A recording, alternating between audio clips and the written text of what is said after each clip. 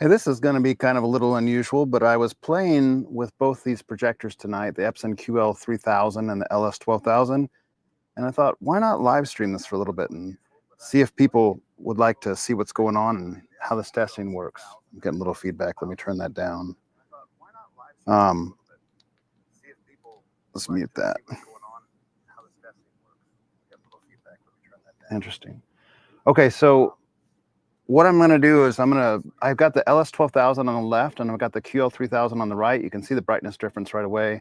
I've dialed in the pixel alignment so that they're both spot on. The pixel alignment's really good on both of them right now. They're just mounted in the back of the room on like basically a shelf that's bridging both subwoofers. And I was just going to play some content and kind of show you how they're different. The QL3000 is 6,000 lumens and the LS12000 is 2,700 lumens. They're both in their dynamic, well, I shouldn't say that. The QL3000 is in its cinema mode at 100% laser, and the Epson LS12000 is its dynamic mode, which is kind of tamed into the RKS settings. So this is how I like to use both of them. They're not out of the box. It's my settings, which I've shared on the Epson owners thread many times on the Epson, and it's my favorite settings on the QL3000. They're pretty comparable color-wise. You can see that the tones are pretty much the same. The QL3000 is going to look brighter just because it actually is. And let's take a look. I'm going to go ahead and get out of this menu. I set the focus on both of them up real good. And we'll just go ahead and exit these menus. And we'll play some content.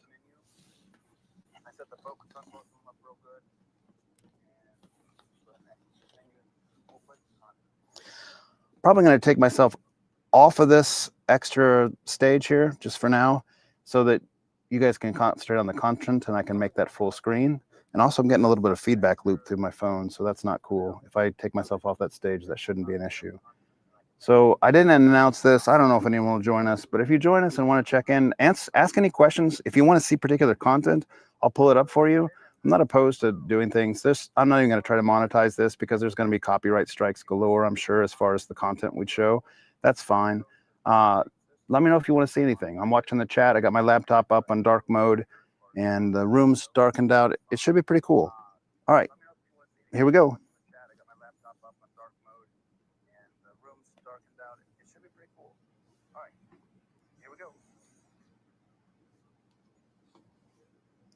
Okay, so let's see. Can you guys talk in chat? Let me know if you guys can hear me right now. Is that still working?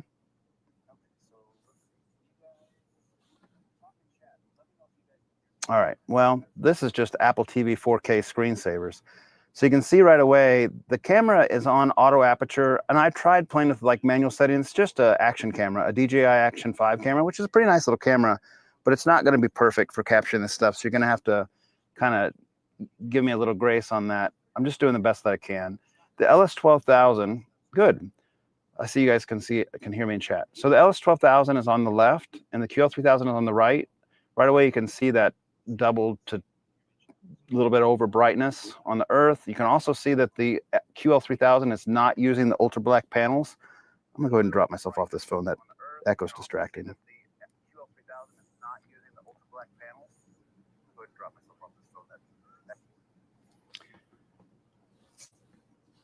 All right, so here we go.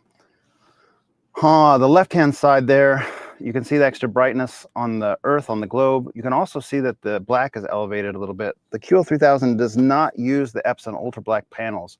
So its native contrast is about 3,500 to 1 versus the LS12000's native contrast, which is about 5,000 to 1. The interesting contrast, in my opinion, is probably a little bit better on the LS12000, but that extra brightness probably more than makes up for it on the QL3000. They do present very differently, as you can see here. The color actually looks more saturated probably on the QL3000 just because it's brighter, and sometimes that brighter allows for better color saturation, or at least the way we subjectively pick it up. We'll go ahead and get out of the menu. I'm going to go into some like YouTube demos here just as quick content check. I'll just go down to something like this with real bright whites. Turn the music down or the volume down. And I don't think the camera is going to pick up just how much brighter it is on the QL3000. So you'll have to kind of let me decipher that for you since I'm sitting here in front of it. The white on the QL3000 looks white, and the white on the LS12000 looks gray by comparison, and the camera does not showcase that as clearly as it is in person. Like the camera is minimizing the difference, where in person it's pretty significant difference. That's something that you'll kind of notice even when they're not side by side. You'll just notice that the whites are a lot wider at 6,000 lumens than they are at 2,000 to 3,000 lumens. And the same thing the same observation I have with the NZ500 for that matter. So it looks a little washed out on the right. That's unfortunate. It's going to probably look that way in person. It does not look washed out at all. It's just a very bright image. So the blacks here are pretty comparable, like on a suit. Epson does a real good job with the interesting contrast. Probably 400 to 450 to 1 on both these projectors in that range. Maybe the QL3000 is a little tad bit worse, maybe, but not bad at all. The blacks in a very bright scene look black. So I'm going to go skip to something else. We'll play this HDR mix here.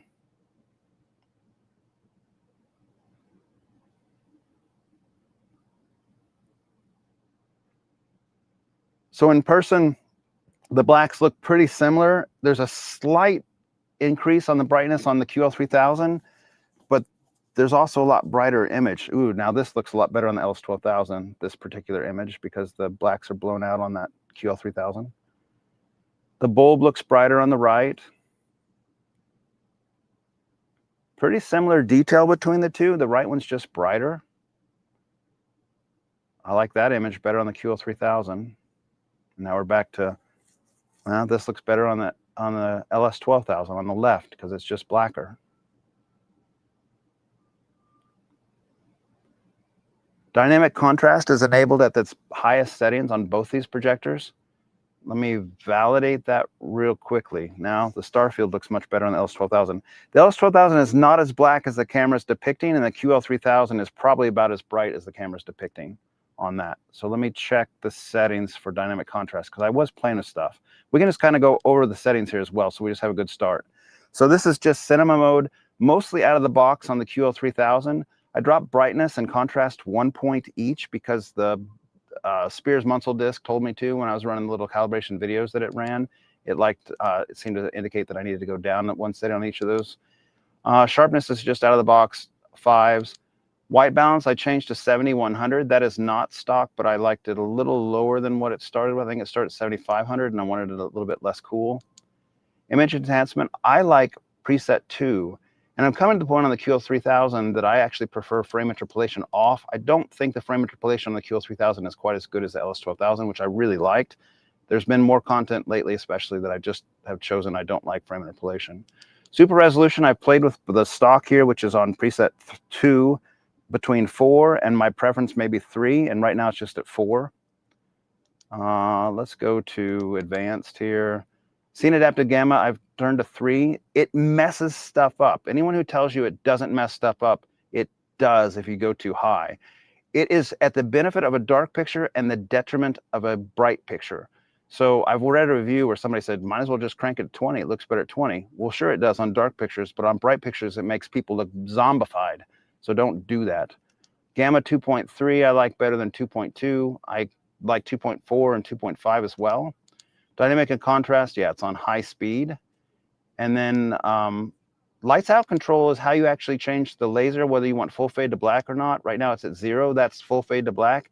If you want it at 20%, then that changes it to where it doesn't have a full fade to black. It just uses the native black floor, the native contrast of the projector, and the laser doesn't turn off. I definitely prefer full fade to black on that. I don't have any blanking set up. Right now it's just on auto, so whatever the content is, it's a commercial, so it's an SDR. Auto latency mode is nice. That's on the QL3000, but not on the LS12000. So if you're playing Xbox, it automatically switches to its faster imaging processing. The LS12000, for some reason, doesn't have that. The QL3000 does. The user button is kind of unfortunate on this one. There's 2 buttons on the control, on the remote control, that are like user programmable, but they're limited. They only allow these 5 things on each one, and one of them should definitely be like a zoom recall, like a memory call 1 and 2 to get 16:9 versus scope, and that's not an option. So it's the same 5 options on programmable button 2. You're really limited on what they let you choose there for some reason, and I've asked Epson directly to change that. That should be something they could change with the firmware. So right now, if you want to change the lens memory, you have to go to memory, you have to go into the menus, or push the memory button on the remote, get to this menu, and then you can go to lens position, and then you can say load lens memory, and it will bring the, you know, the 16:9, the 2.0, the 235 to 1, 240 to 1, all those different IMAX 1.9, all those different memories you can pull up, but you have to dive into the menus instead of just having hot buttons for it on the remote, like the LS12000 does. It has a memory 1 and memory 2 for lens recall, and they don't, those buttons do not exist on the QL3000. The rest of the stuff's not even really messed with, I don't think. As far as information on the hours, this has got 116 hours on the QL3000, and we'll check the LS12000 a little bit. It's got more hours. I had that projector for 3 years, a little over 1,000, I think, maybe. Okay, that's good for that one. Let's go check the other side and we'll talk through it. Okay, so on the left-hand side, LS12000, the menu system is definitely different between these two projectors. So there's a layout. I don't know if you can see it very good because it's kind of on the wall, but there's a layout on the left-hand side, which is like the overall menus, and then there's sub-menus underneath them for that. So on the LS12000, I'm using, again, my Archaea settings that I like. That's dynamic mode because it has the best native contrast and the best dynamic contrast measured by multiple people on the forums, like it, and observably so too. It's not even just in your head. You can clearly tell that it's the best mode. You just have to kind of color tame it. So the color saturation I knocked down a little bit because dynamic mode has a tendency to saturate the colors a little bit. 47, 48 is kind of what I like. For sharpness, I just leave that standard defaults. That's the same 555 as QL3000. The white balance, the color temp is 6 and GM correction is 0. Frame interpolation is off because I just wanted these things to be comparable, but I usually use the LS12000 with it on. I really like the frame interpolation on the LS12000. Light output, I put it at 100%. I usually actually use this at 90%. I think subjectively, the contrast might have been a little bit better at 90%. On the QL3000, I just use it at 100% because I don't really see the contrast getting better. It's just that you lose brightness on that one. Dynamic contrast is high speed. Image enhancement, I like preset 3 on the LS12000. And then I actually do change some of this stuff. So the super resolution is customized to 7 and 7. And this is with 3 years of use on this. I'm really confident in my settings. I really like them. Scenic active gamma, again, I like 3. Gamma is -1 on this one. They don't use the 2.1, 2.2, 2.3 scale, but I think -1 is still 2.3. Okay, so scrolling down. All this stuff is just default. It's in fine processing mode, so it's using the sharpening functions that Epson provides. And then let's take a look here. I'm going to actually change the projection when we get done with here to rear so that we can kind of have the same content on the screen and the middle, and it will be easier to compare them.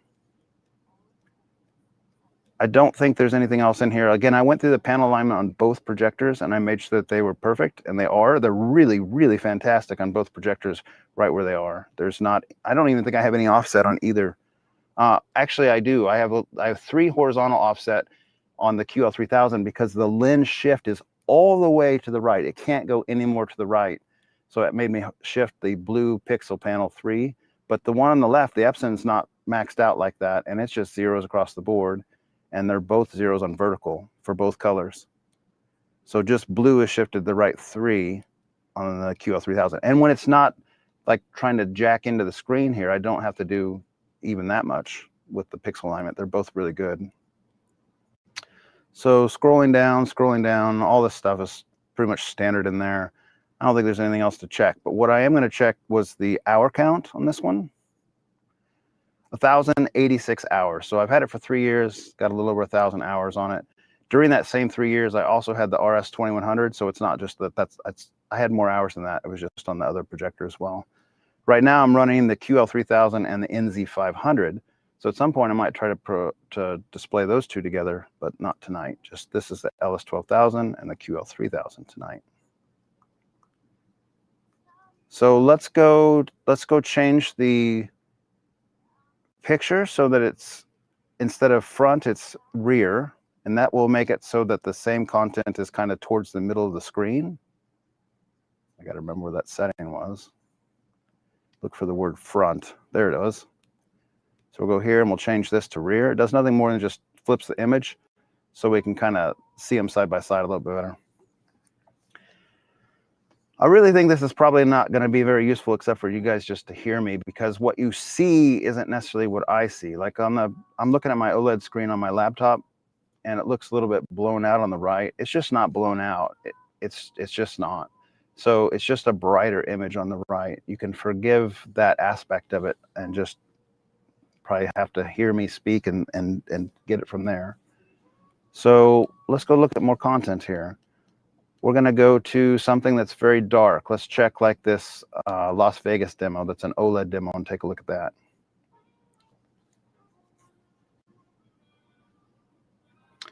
You can see how much brighter the highlights are on the right at the expense of having that black floor.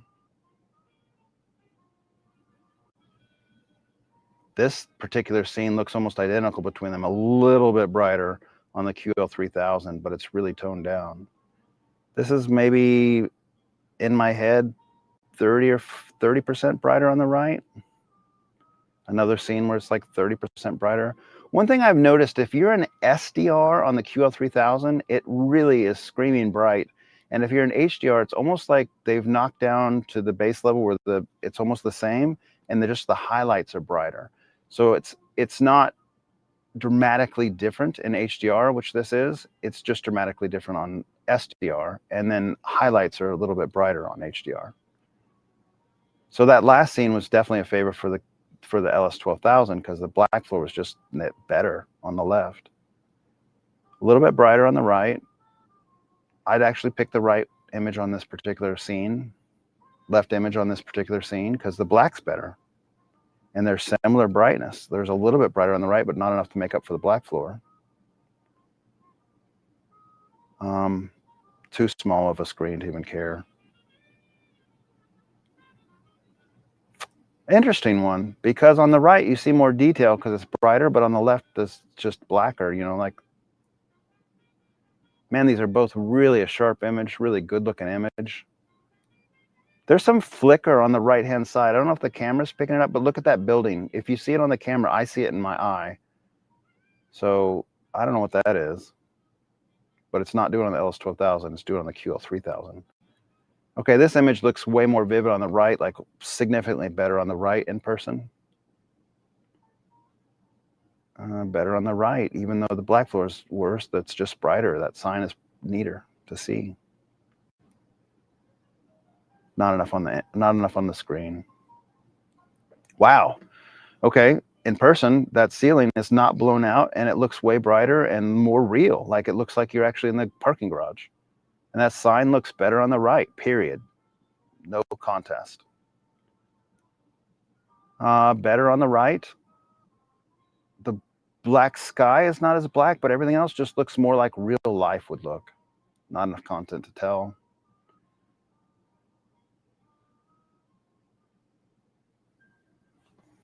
Yeah, and the Sony logo clearly looks better on the left. Okay, let me scroll up a little bit and catch up on some comments while this next thing's playing, and we'll join the video discussion again. So you're asking if there's any rainbow effect on the Epsons. There's zero whatsoever. There's no PWM effect on them or anything. They're a very solid image. They have a 4x pixel shift, which is a 480 hertz per second cycle on both these things.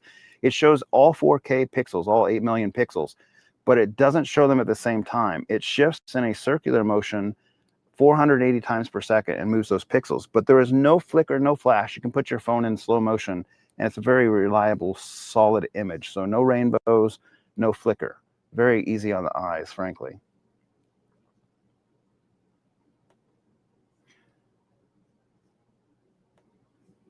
Electron, YouTube's sending you here to our discussion because you're watching something else on the QL3000, huh? Well, welcome. All right, Ernie, you got me.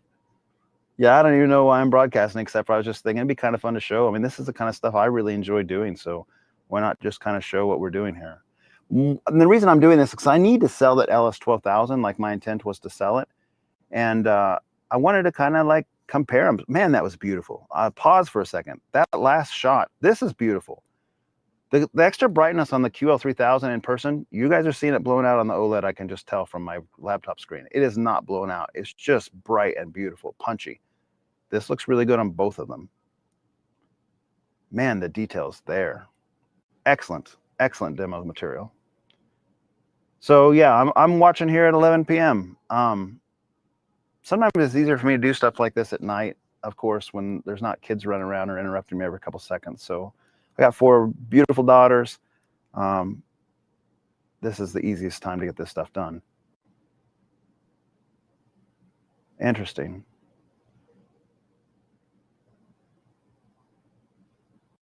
I'm kind of just mesmerized watching this a little bit.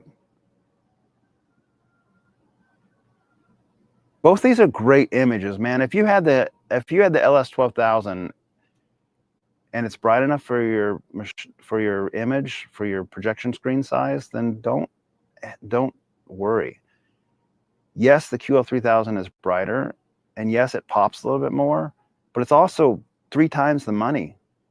And what I'm seeing, it doesn't on the HDR again, where it's just kind of more making highlights pop. It's not 3 times brighter. Just sitting here looking left to right, it's not 3 times brighter. Highlights can be brighter, and when we go to SDR at some point, I'll show you that too. SDR can be very different between the two because SDR doesn't just do the highlights. It's like everything overall is brighter.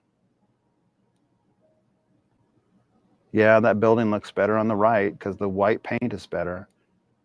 Detail looks great on both sides here. I mean, I have 2 super good samples on both these projectors, so this all looks really good.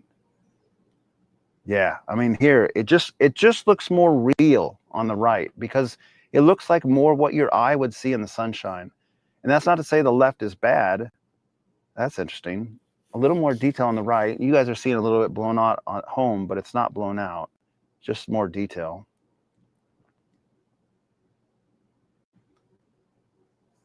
Let me get rid of this comment. So Electron says, hey, I just bought a DLA XR 500R is faulty. Need a new ballast. Blown away by the image I could throw for the projector release more than 10 years ago. Yeah, you're right. JVC has increased their resolution, has increased their interesting contrast, has increased like different pieces and just kind of evolved along the way. But a 10-year-old JVC can still throw a really good image. There's no doubt. So Ryan says he missed the beginning and they're assumed to both crank to 100%. Absolutely. We went through the settings. Maybe you didn't see that part, but we went through the settings. They're both at 100%. The Epson LS12000 is on dynamic mode and the QL3000 is on cinema mode. It can easily compete with my Epson 5040 in terms of brightness, but the native contrast on the JVC is incredible. Native contrast on JVC is incredible. You're right.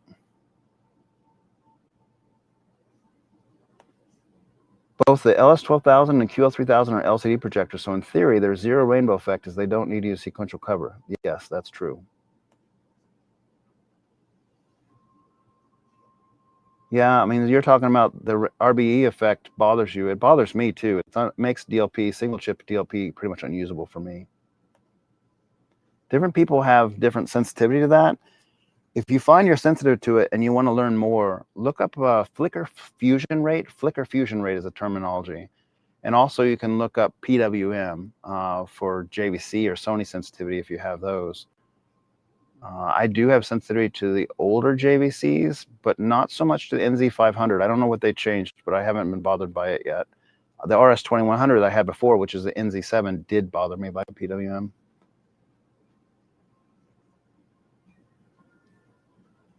Okay, so taking a look here. Ernie says, not related to this discussion, but anyone ever use a PlayStation displays? I use 3 for my computer setup. Some of the best black glow I've seen besides OLED. Are you talking about the old 24-inch 3D PlayStation displays, or which ones are you talking about? See, now this isn't even right, because that looks all blown out on the right, and it is not blown out. It's just bright on the right. So forgive me, fellas. So on the screen size here, this is a 56-inch tall image. That's probably the best way to describe it right now. So on the right, the Epson is about 375 nits, and the LS12000 is less than half that. But it's not, those nits don't scale identically in your eye, I guess, in the sense that's what we keep our people telling us, is that you don't see like it being actually truly double its brightness. It just looks like, I mean, that looks brighter. Maybe it looks 50% brighter or 70% brighter or something. You don't usually see, like, your eyes don't necessarily afford the 2 times brightness. Yeah, the image is overlapped in the middle. Identically, I tried to make it identically. So you can see, if you see that ceiling grid, you can see that's kind of in the middle. And there's a overlap maybe for half the subwoofer distance in the middle. That's not ideal, but I couldn't, as far as my placement on the subwoofers in the back of the room, I couldn't make it any wider without like getting a longer board. And this is just kind of informal and friendly, so no problem. Oh, so Ryan's mentioning that I have a good LS12000 sample, and that's true. I have a good QL3000 sample as well. Fortunately, I mean, this wasn't like just happenstance, but Pixel Pusher 15 on the forums, Andy, he's measured a lot of LS12000s, and he said I had the best LS12000 he's seen. And my QL3000 seems to be a real good sample too, so I hit the lottery on both of those guys. Yeah, Ernie, I have one of those PlayStation displays, but it's probably, if we're talking about the same one, the one I have is maybe a dozen years old or something. It's just sitting on the shelf right now. I'm not using it. I use an OLED C42 as my main display and love it.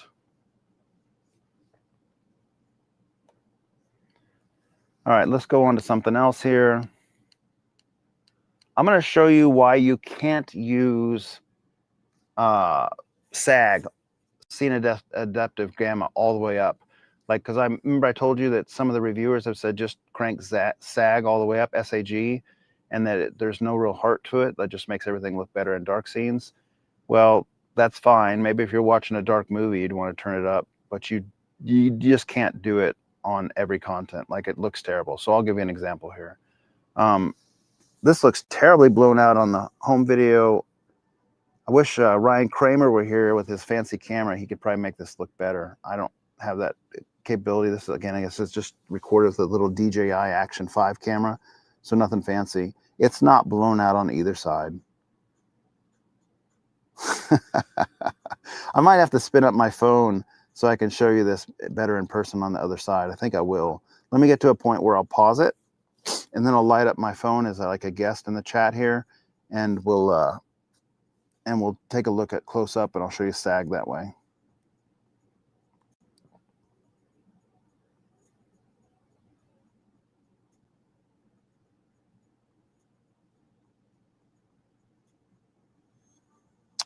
That particular scene with the black woman looked better on the LS12000 because her skin was darker, the background was darker, everything was darker. This Hispanic woman, the Asian woman, looked better on the QL3000.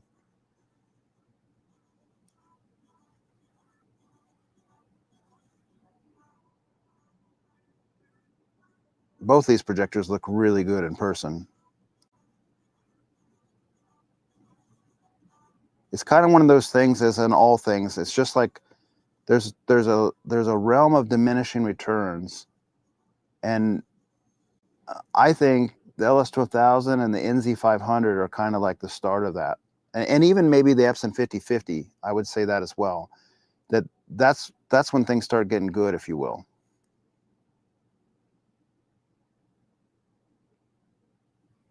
Yeah.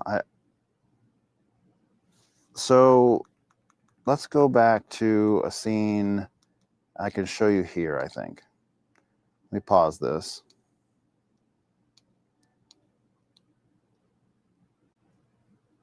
So that looks just awful at home. Mercy. It does not. There's a ring around the lady's head on the left at home I see on my OLED screen. That is not there at all in person. and the one on the right looks totally blown out. This isn't even worth exploring. It looks so bad for you guys, and I'm sorry. It just doesn't look like that here. But let me show you what I'm talking about with sag, perhaps, and maybe I can show you something. Image, where is that thing at? Dynamic contrast, I don't remember where it is. Advanced, there it is, scene adapted gamma. So on the right-hand side, it already looks awful. Now it looks awful for you guys. It looked great for me. But now with scene adaptive gamma, she looks like a zombie. Like everything's completely destroyed in person over here. So about 3 is about as high as you can go without blowing that out and making it look terrible. I think this looks so bad on the camera that it's hardly even worth showcasing. Let me just get out of this because it's not doing you guys any favors. Let's go to something in just SDR and see how that looks.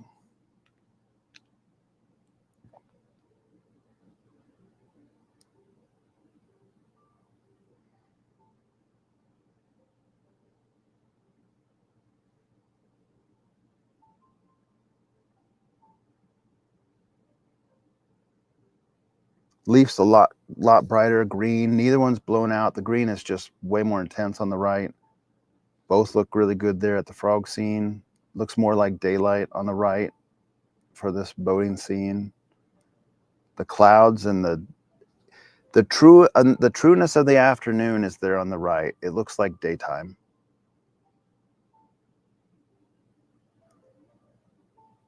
These scenes are similar enough you wouldn't care. This ice and snow looks better on the right. Pretty similar. I mean, it's just brighter on the right, but it's not bad on the left. Same story.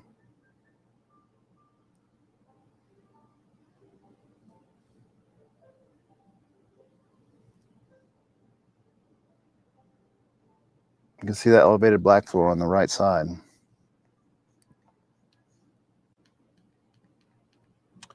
Okay, let's take a look at this one. Another SDR clip.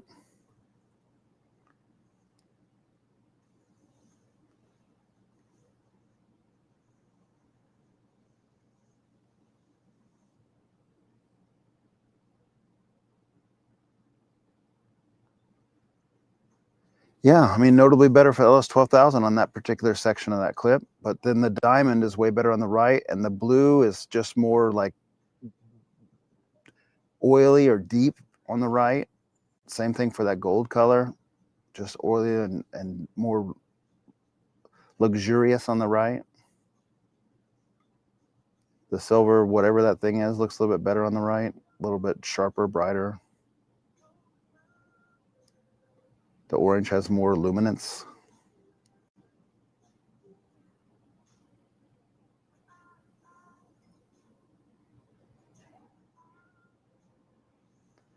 There's a little taste of that interscene contrast looking a little bit better on the LS12000, just a hint. And not bad on the QL3000, but just a hint better on the left.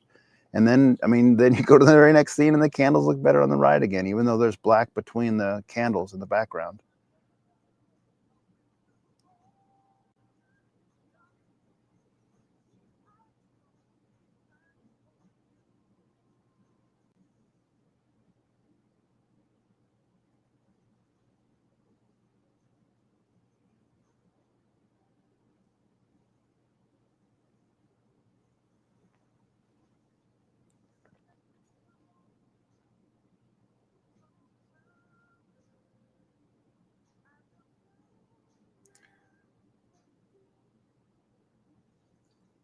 There you go, Ryan. I need you here to help me with this because you're the camera guy, and I'm failing miserably on my little action camera to show what I see.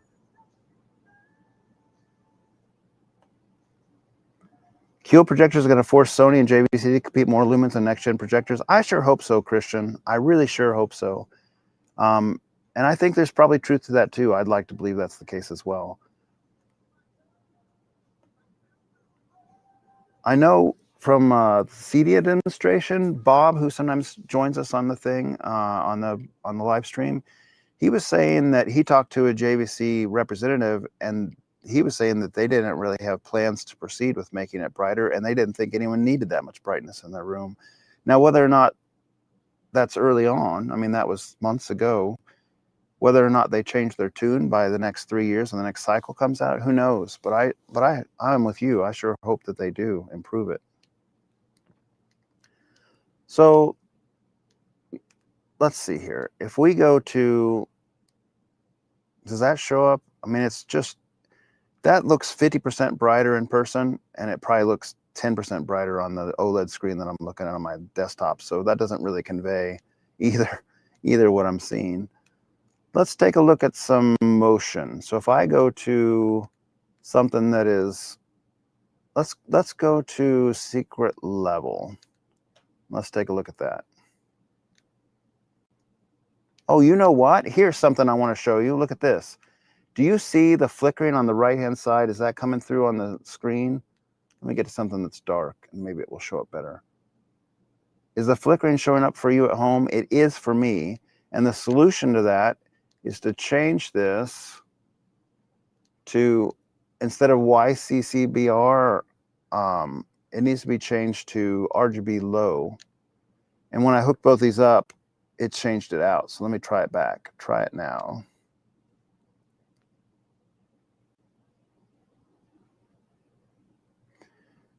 When I hooked these things up, I used the Apple TV to say, make my HDMI better or check connection, and it reset that to the YCCBR, which doesn't, it's not very good with the Epson QL3000.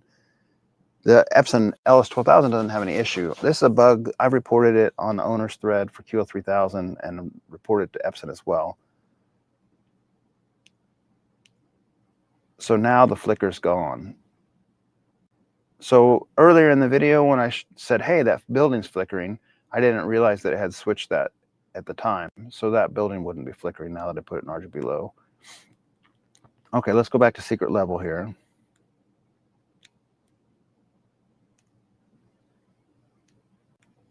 Let me get,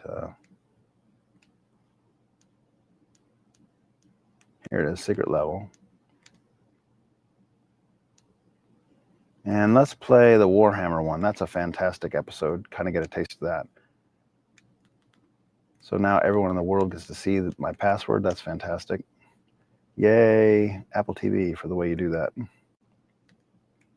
No, I don't. I want to go back. I want to do the secret level one.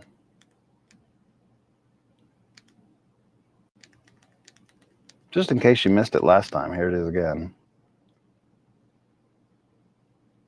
No, rewind to the beginning. Here we go.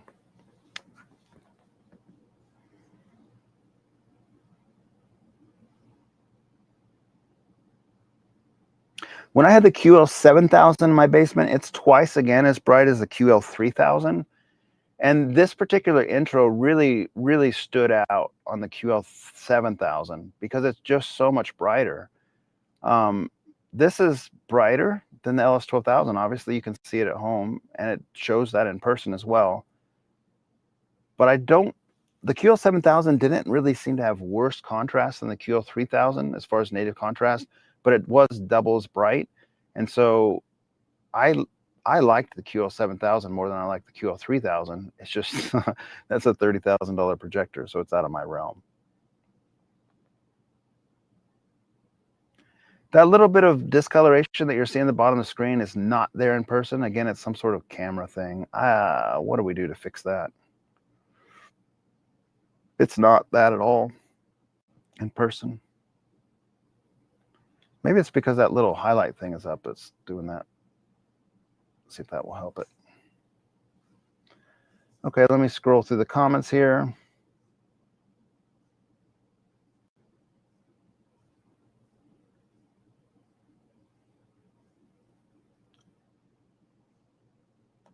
I think you'll really like that, Anthony. You'll really like that QL7000. It's like, I saw the QL7000 compared side by side on Ryan's 200-inch screen against the Sony NZ900 and the Bravia 9, and I really preferred the QL7000.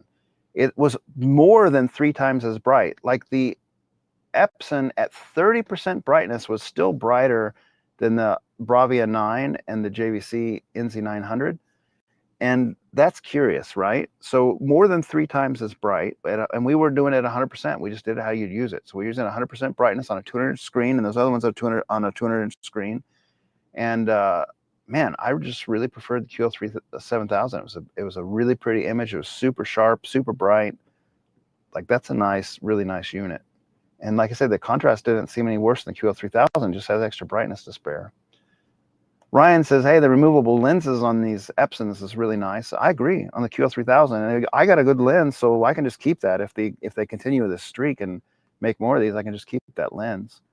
And they have, like, they only advertise 4 accessory lenses, but you can use so many of their different lenses. They have probably 40 different lenses, and most of them in the last few years are compatible even beyond those 4. What you can do, because I don't know why they didn't update their sheet like that, but you can look at a model that supports a lens that's compatible with, like, the 15 lens that I have, for instance. And it'll say, like, hey, there's 20 lenses that work with this projector. And then, since it works with the lens that they advertise that works with the QL7000 and the QL3000, but it also has 20 other lenses, any of those other ones are compatible too, if that makes sense. Because their new sheets only show 4 with the new QL series, but that doesn't make sense because the other ones are all the same. So Dave says, hey, the one on the left looks better than me. Yeah, I think you're probably right as far as it relates to this home video, because it's doing auto exposure on the Action 5 camera, and it's not exposing the right side correctly. The QL3000 looks washed out in your view, but not on my view. It looks beautiful here. It's not, yeah, and that's exactly what I'm saying. It's not washed out in person. It's just washed out on this silly little camera setup I got. Anthony says, could the QL be benefited by dark screen material to shift it down a bit, like 0.8 or 0.7, make the black level about the same as LS on the white screen, or is that dumb? It's not dumb. This screen material I've got is Seymour XD material, which is about a 0.85 or 0.87, so you're kind of already there. I don't have a whole lot of experience, frankly, with gray screens, but from what I read with most people, it just shifts the entire gamma down. So yes, it will lower your overall brightness as it increases the blacks, but it doesn't, you're almost just kind of throwing away brightness. And one of the things you get this QL3000 for, the QL7000 for, is the extra brightness.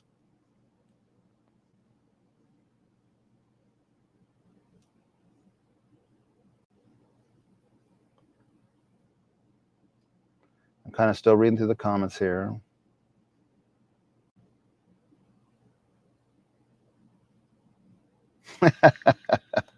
Nice, Ernie. Yeah, I get it. I'm sorry, man.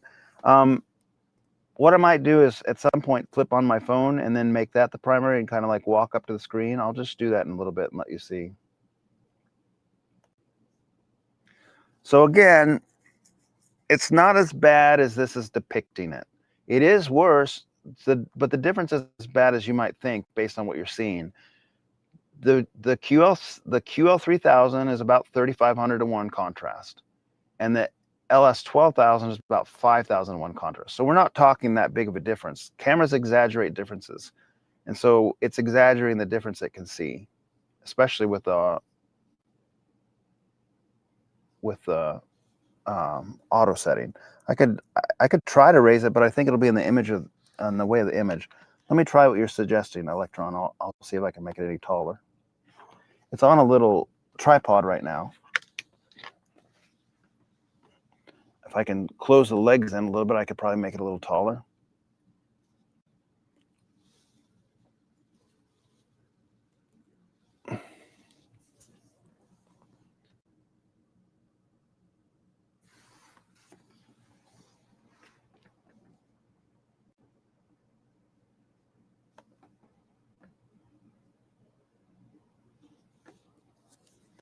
Okay, so the QL3000 is using dynamic tone mapping, and the LS12000 is using static tone mapping. I never got too up in arms about the static tone mapping on the LS12000. I actually think it's pretty good. You have this slider in here that you can play with. Hey, look, it's an SDR for some reason. I don't even think this is supposed to be SDR. Did I say match content? That's kind of dumb. I was trying to make this and trying to have this in HDR. Let me go back and check. What's going on here?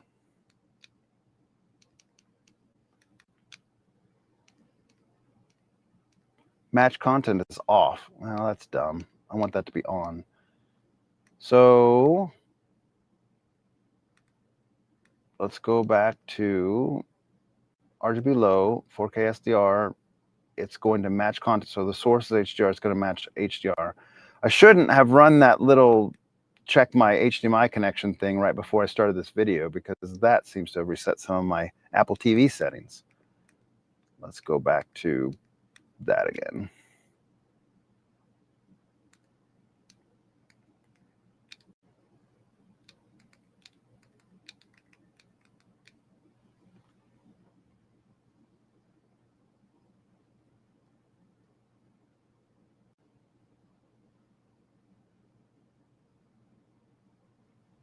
Okay, we're back. Let me see if we're in HDR now.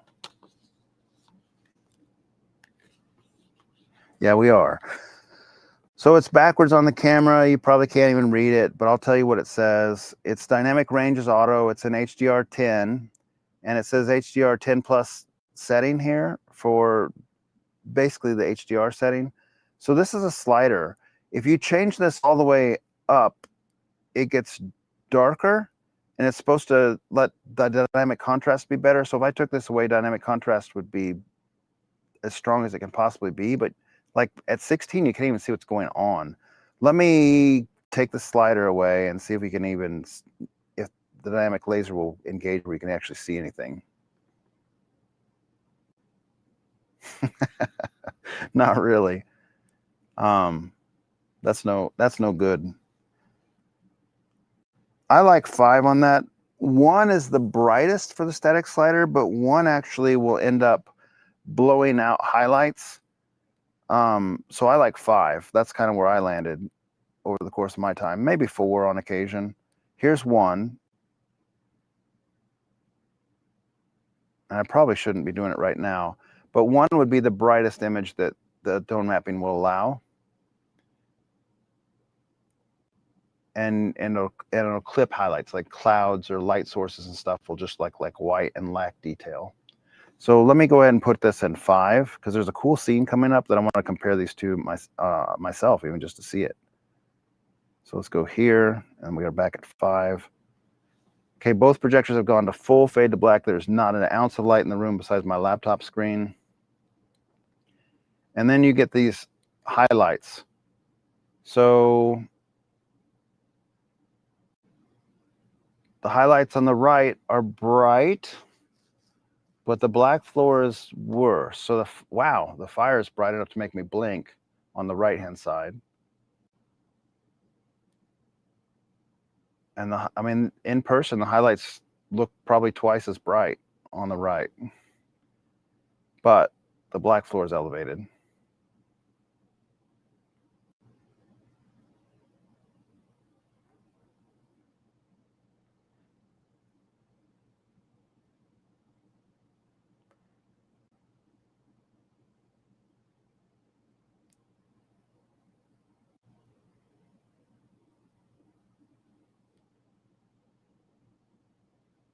That stream of light is significantly brighter on the QL3000 on the right-hand side. The crystals are brighter on the right. I'm trying to determine which one I'd rather watch this on.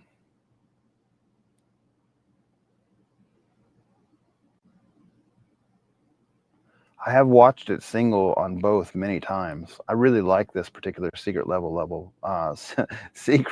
episode. The lights in their eyes is stronger on the right. The bulbs are much brighter on the right. Man, the forehead is significantly different on this gentleman. Ooh, the muzzle flash, very bright from the right side. That's kind of what we're talking about. So this isn't going to pick up very well on this little action cam, but the highlights are just much brighter on the right-hand side, even if the overall content, like the base level luminance is kind of, I mean, it's brighter on the right, but the highlights are really where the standout is. Like those runes on the outside of the egg are significantly brighter on the right. Both sides look really good though. Yeah, just definitely brighter on the right. Ah, interesting. On that, where they stabbed him through the chest, that quick first one before the second one, it was just much more clear of what was happening on the right because it was just overall a brighter image.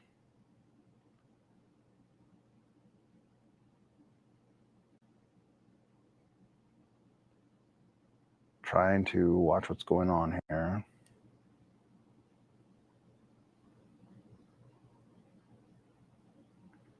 There's more color in this particular scene on the right-hand side because it's brighter.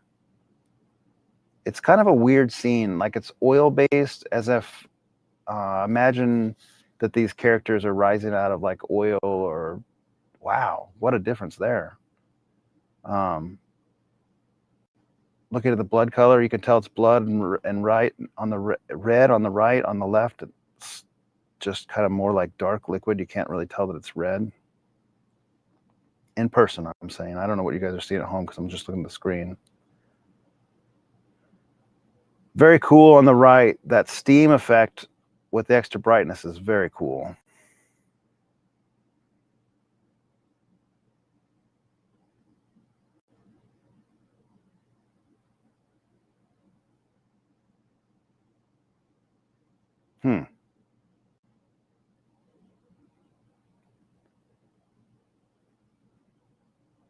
All right, I'm going to go look at the comments a little bit here.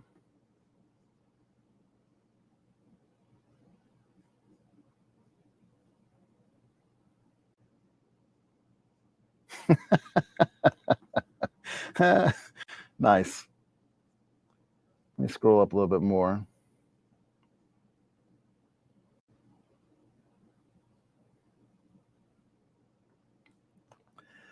So what HDMI splitter am I using? I'm actually just using the AV10, and it's just outputting monitor 1 and monitor 2. And I just have 2 HDMI cords. This is a great question. I haven't even reached out to him to figure out if it can work. I haven't yet heard from Ryan how his modified lens is. And if he really likes his, then it will give me incentive to reach out to Alan and see if he could do a QL3000. I think there is some interest among the podcast. You guys were talking about last week. There's more than just me interested in that.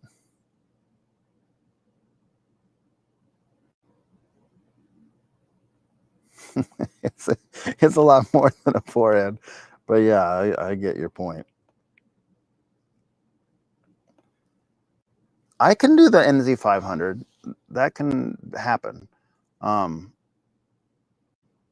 I wonder how the camera will behave on that. Maybe I need to have Ryan over that night so we can try to get a better camera set up, because there's such a difference between that one for sure.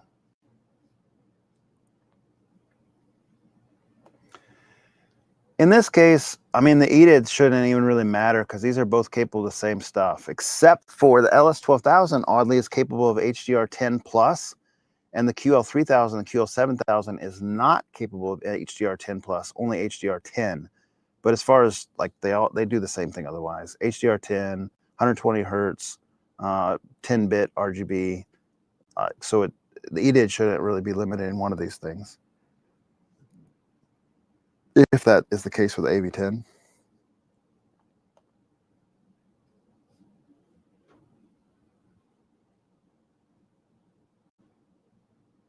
This is something we noticed that even is more detailed when we were doing the JVC versus the Sony versus the Epson at the shootout earlier this year, or the comparison.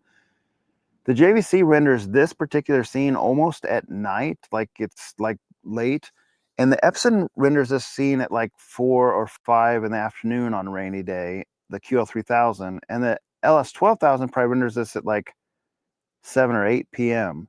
So their tone mapping is very different. Like that QL3000 is in person. I don't know what you guys are seeing at home. I'm just looking at the screen. In person, it looks like it's a rainy day and it's 3 or 4 in the afternoon on the QL3000.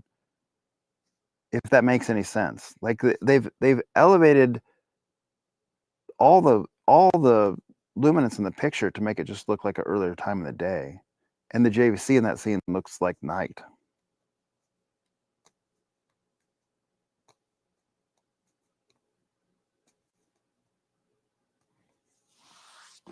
Okay.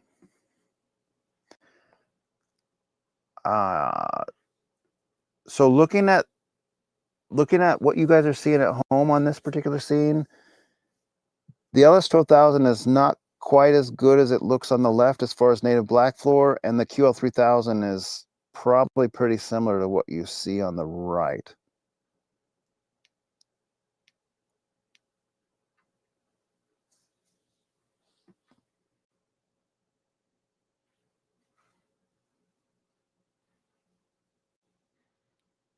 Let's do this one. This is another favorite of mine.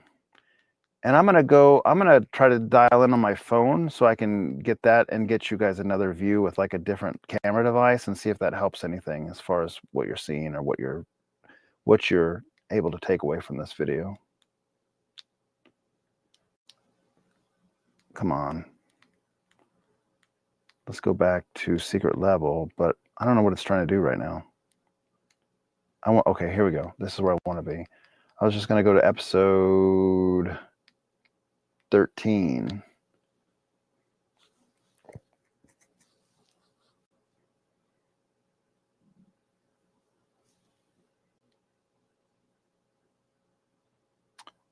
So let's rewind to the beginning. Let's see how they behave. There's a pretty nice transition here to showcase laser dimming.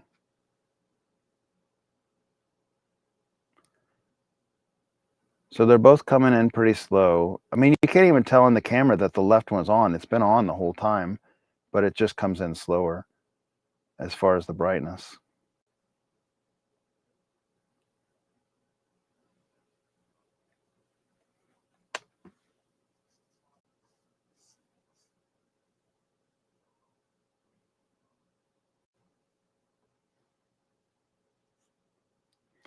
MWIC, you want me to do some real scenes? I absolutely will. This is as much me playing around as preparing anything. Like I just kind of wanted to see how these things compared directly. This is the first time that I've compared these two projectors directly. I've done the NZ500 and the QL3000 a lot. Man, look how much brighter. You guys probably can't see it at home, but that nebula on the right is so much brighter.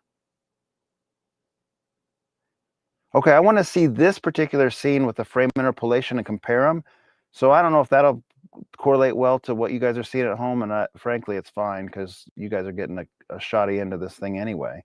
But let me turn on frame interpolation on both of these units, and I want to see from my perspective how much different they are. So here's this guy. Oh man, it's all backwards because I did that on purpose, but it's going to be hard to read. I think I can just get to it directly from the remote.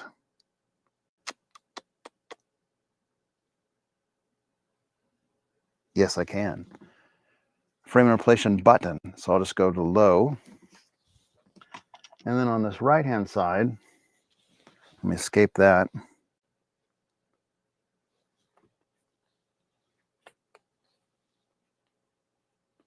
On the right-hand side, let's go menu, white balance.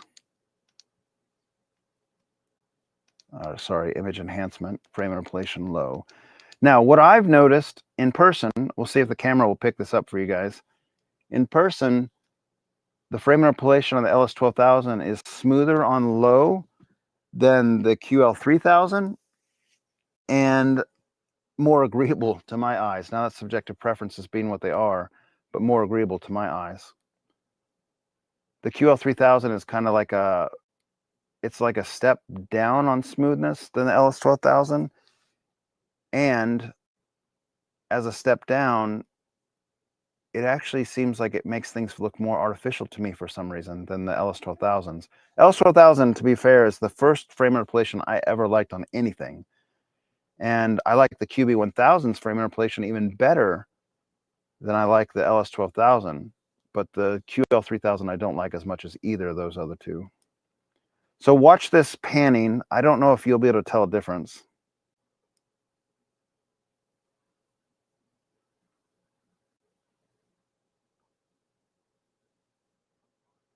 Frankly, it looks pretty similar to me on this here in person.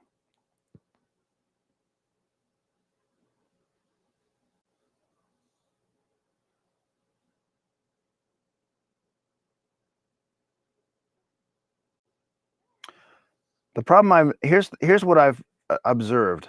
With LS12000, I use frame interpolation on 90 or 95% of the time, and I'd only turn it off on the rare instance that it would make something look artificial to me. And I really liked it, like truly, 90, 95% of the time it was on for 3 years. On the QL3000, I've had this thing for about 3 months, and I've been turning off frame interpolation because I seemingly don't like it a lot of times. Like it seems like, and I don't know, maybe it's the extra brightness or something, but it seems like it changes special effects to look fake. Especially like Lord of the Rings and things like that with like 90s or 2000s type CGI. It really highlights what the CGI is in the scene and makes it look stand out and fake. And I don't have a problem with it for the human motions, but into the computer animation or the computer graphics that are built into a movie, looks to my eyes, to my subjective preference, looks fake on the QL3000 with frame interpolation on. All right, let's go to, I'm gonna go look at some comments here as this is scrolling down.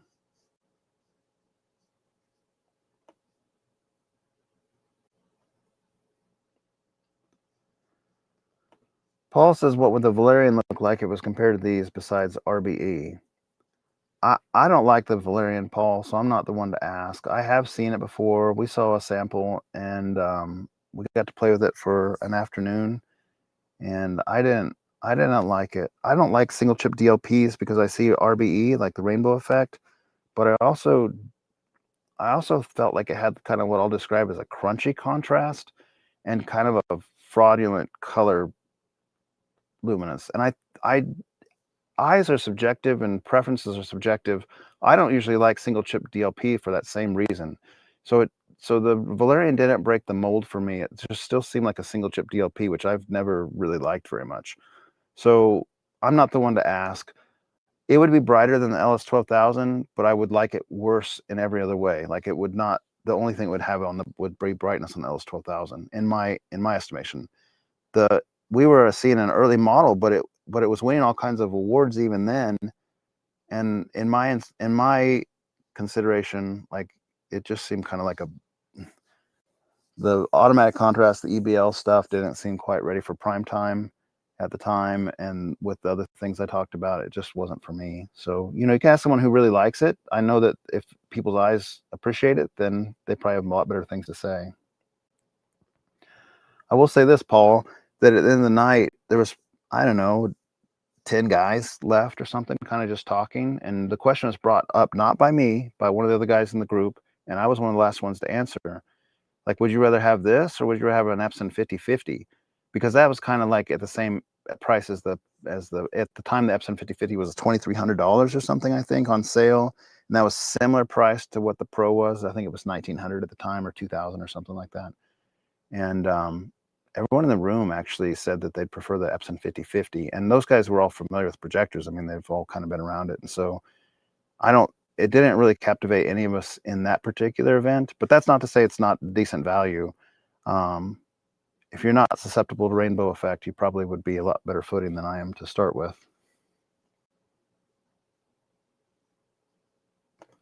So let's go to, sorry, I get to talking, I'm not paying attention. Let's go to like that Lord of the Rings one's got some cool stuff in it. In fact, here, the Expanse might be good because it's really, really dark. You'll at least kind of see the pluses of having the better contrast versus the better brightness.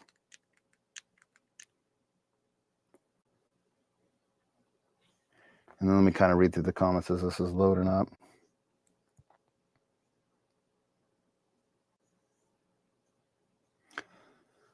So again, when you see the right, for those of us just joining, when you see the right side, if it looks blown out, it's not blown out in person. It's just the way the camera's picking it up. It looks real clean on both sides. It's just brighter on the right. So Electron Ash, you're talking about the 5040. I like the 5040 for SDR. If you were trying to watch it in HDR, that's a maddening experience because that projector was built in 2016, 2017, 2018, whenever it was created in that time frame, and it just has awful, unfixable HDR.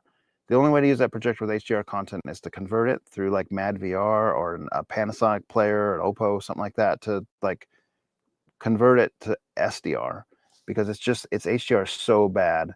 So if you're comparing something like that, then just, you know, take it with a grain of salt because the HDR is terrible on that projector. SDR is pretty good on that projector.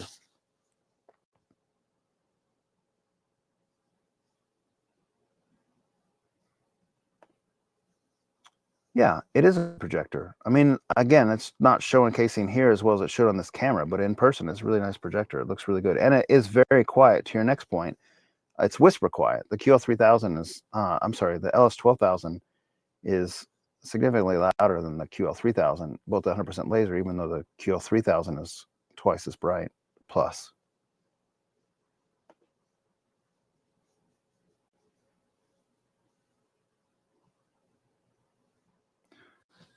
So I don't agree that it's only native contrast, Electron Ash. I had the LS12000 and the RS2100 for both 3 years. And I liked the LS12000 better than the RS2100. The RS2100 was the NZ9. I'm sorry, the NZ7. It had better native contrast by far than the LS12000, but it also had like 250 to 1 type ANSI contrast, and the LS12000 has closer to 450 to 500 to 1 ANSI contrast. So when there's both bright and dim stuff on the screen at the same time, I prefer the LS12000, and that's a good portion of the content, significant portion of the content actually. And so just in my viewing overall, native contrast didn't win between those two projectors. Like I liked the RS2100, I just liked the LS12000 better for me personally. I sometimes feel like the QL3000 for native contrast is a step too far to a step too low. Let's say that. One of the tricks that the QL3000 does is it elevates some of the content in the scene, especially when you compare it to a JVC. When you're both seeing the Epsons here, it's kind of like doing the same thing, so it's not very evident. But if you compare the Epson QL3000 to LS12 or the LS12000, QL3000 or the LS12000 to a JVC, you'll notice that Epson employs a little trickery sometimes to like raise the content, raise the overall luminance of the content, so that the black floor is not kind of in the way, like the lesser black floor. That has a tendency sometimes to sort of change the mood of the scene. So you're watching, I'll give you a perfect example. We were watching Lord of the Rings, and when the spider, Shelob, or however you say that spider's name, in that scene with the JVC, it looked like dark and you know, he couldn't see where the spider was. It was a dark cave. And on the Epson, because the algorithm's trying to work around the LCD's lesser black floor, it kind of raised the overall luminance of the scene. And that spider scene looked more like kind of a dusk or not quite as dark. And so when your character is, you know, Frodo is saying like, "Hey, I can't see anything. Where are you, Sam?" and yelling and like, "Who's there?" and stuff. It's in the Epson's view of that. It almost looks like you can really absolutely see what's going on. So it sort of changed the mood of the scene to be far less scary.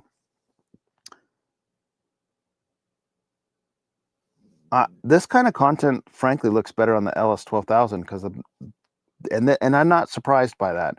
But the native black floor is just a little bit better, as you can tell. And so, you know, in a sci-fi thing with space and everything, you want the best black floor you can. This would look the best on the JVC. This kind of content is is best for that. Let's get off the shower scene before it shows something I don't want to show on my podcast. Okay, scrolling down. We'll go to the rings of power here. And just arbitrarily pick something, whatever.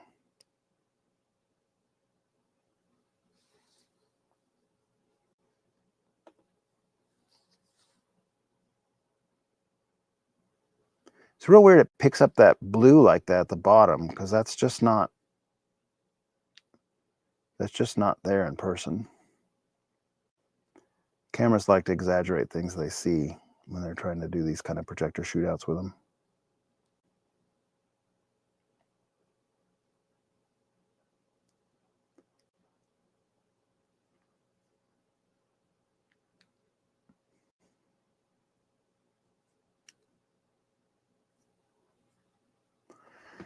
Pop-up menu should go away in a minute. We'll just let this play for a little bit. You kind of see some content in here.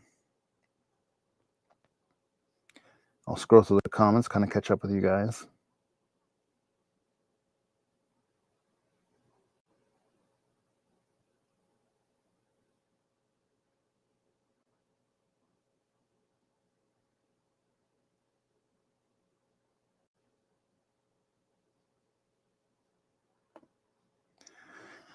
Tony at Build Montanger was confident that rainbow effect is potentially eliminated on the Valerian Max using the new menu option. I mean, I'll believe it when I see it. I hope that's the case, because I know it bothered some people. But I don't know how you fix that, because the technicalities of how DLP works would almost require that can't be fixed unless you really speed up the color wheel. And how can that happen unless you change the hardware out? Do they change the color wheel speed?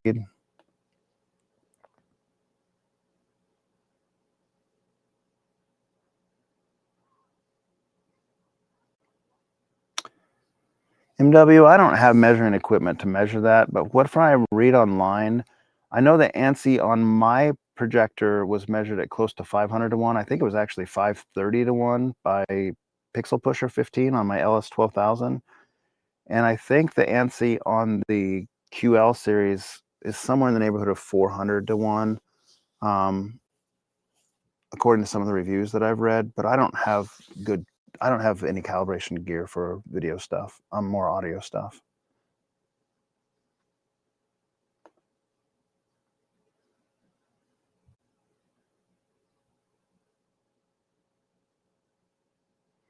Reading through the comments.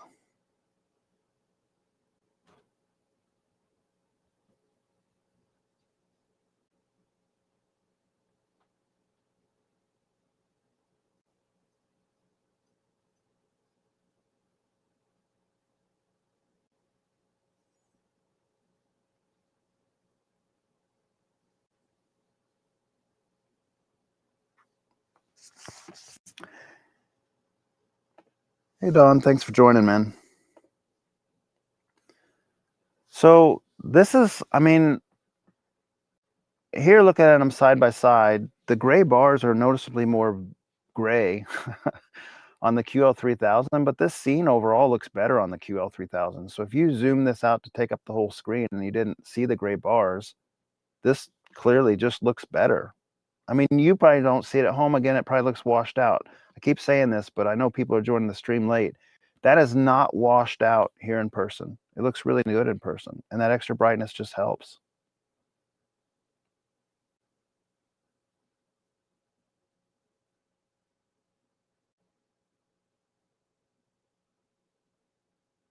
It makes the LS12000 look dim by comparison, and the LS12000 is not a dim projector.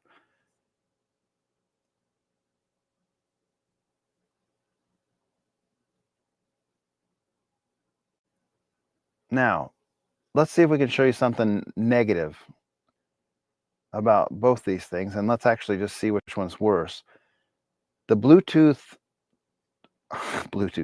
BT2020 Cyan bug, if you're not familiar with it, let me go find one. Let's find Blade Runner 2049, for instance. So let's go to, I think My Movies Anywhere probably has that. I don't want to sign in. Do I have it somewhere else? Probably can get it off Plex.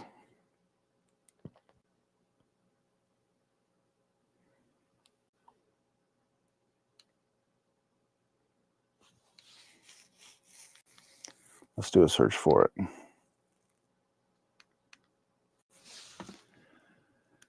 Blade Runner 2049.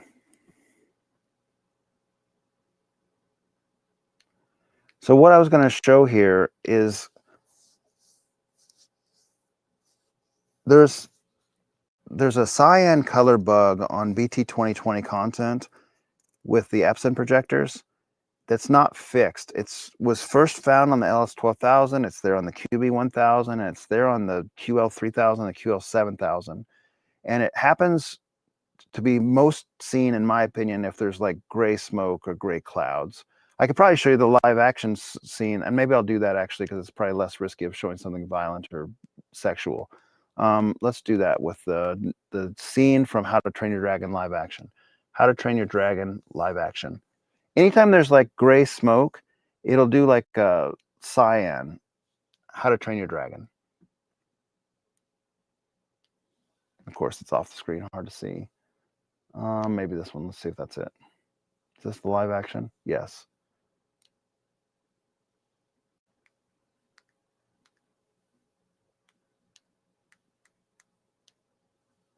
I want it off Plex. Sorry, guys, a little slow here. How? It seemed like it was going back to the Apple TV instead of. Here we go.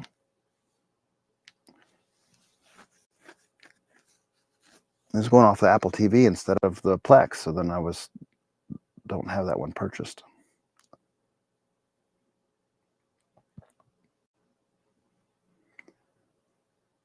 Okay, so let's see. Fast forward movie 1 hour. I want to try to get to a scene where there's some smoke in this one. I think there's several scenes like that. And you're going to see the cyan bug. It's after this. Fast forward movie 15 minutes. Okay, I think that's too far. It's kind of at the end, right when he has to prove himself in the last of the training. We should be able to find it pretty quick.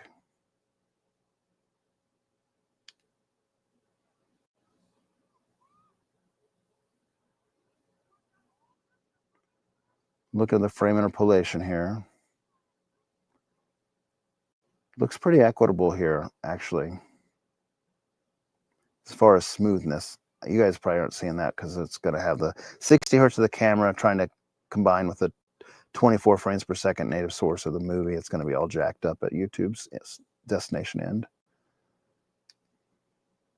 A little bit further back. Rewind 5 minutes.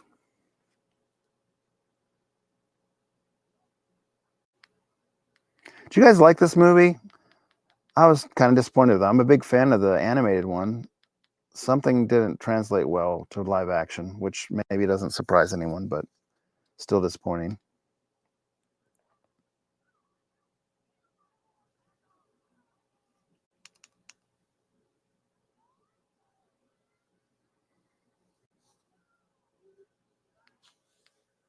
And that's not the final one. The final one where the smoke is in the stadium is what I'm looking for. Where the two-headed dragon breathes all the smoke out. Here, that probably has enough clouds maybe to show it.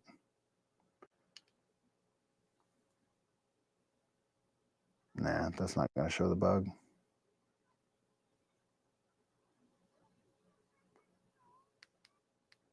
Also, I mean, we talked about this on a podcast, but the village leader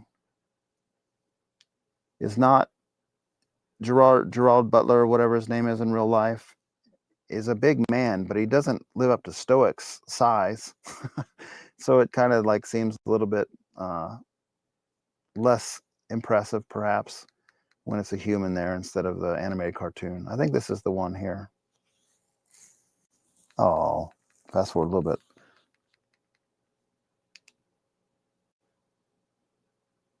Okay, right there, play it.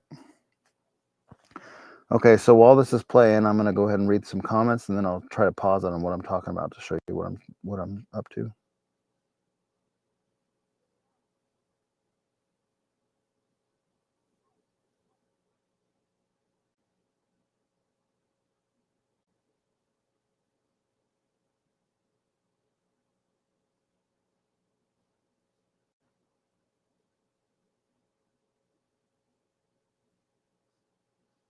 That was an HDMI sync of some sort. That didn't look like normal that way.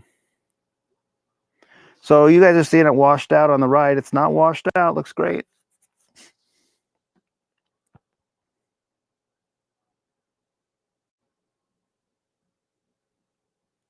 Looks good on both sides, frankly.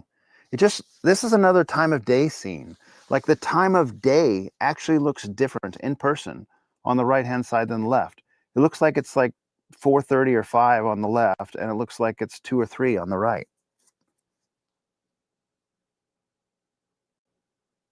It's significantly different here. And it's a little glitchy. I mean, even on my side, it's a little glitchy. Plex is unsettled right now.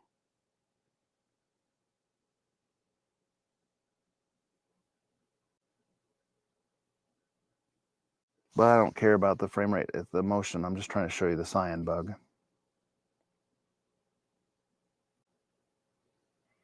You don't see it that often. It comes into play mostly, like I saw it on Gandalf's beard in Lord of the Rings. If there's a bunch of gray smoke, you see it.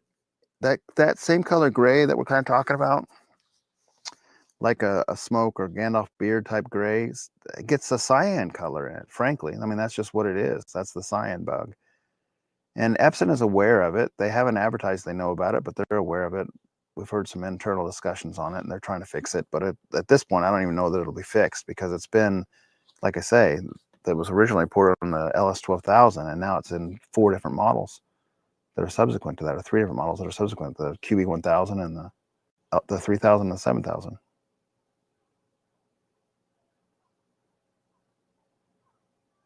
But you can watch I mean, you can watch probably like a dozen movies and not see it at all, and then you'll run into a movie that hits you in the face with it several times, and it's just all in your face, and it's obvious, and you can't not see it. Man, this is really jerky.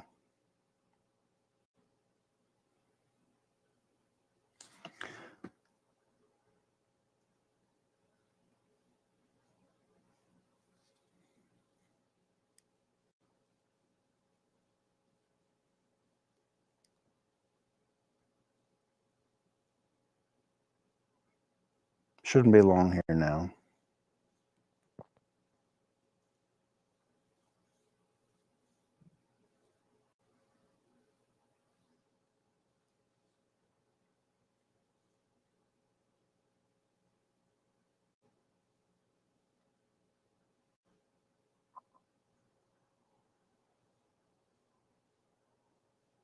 Fire looks much more vibrant in person on the right-hand side, not blown out at all, just looks more rich, brighter, more engaging.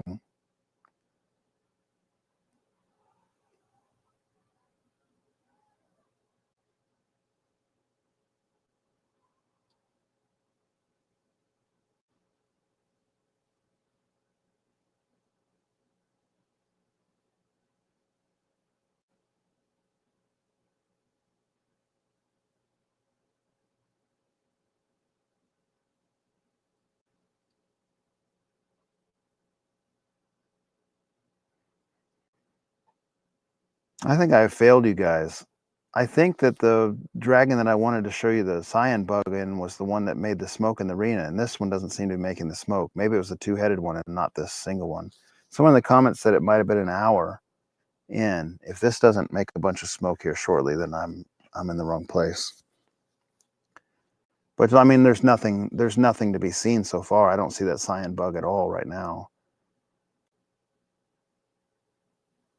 His beard doesn't have a hint of it, nor does his beard.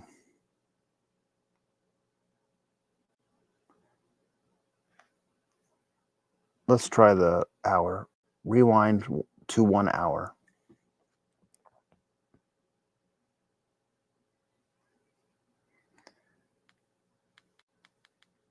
Well, maybe I should have done Blade Runner 2049 because it's much more common in that movie with all the city scenes as you're flying through the air.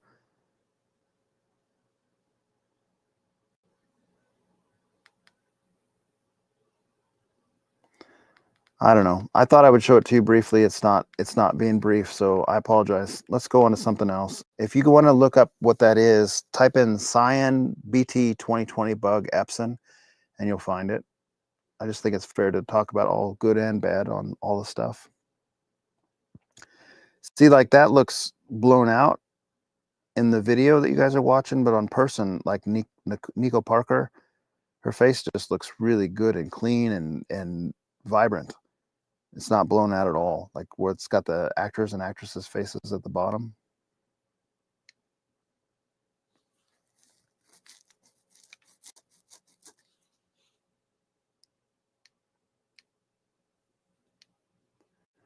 Let's do a Top Gun scene.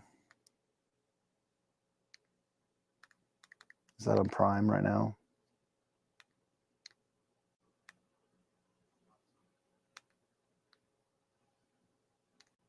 I can't even find the search on this thing.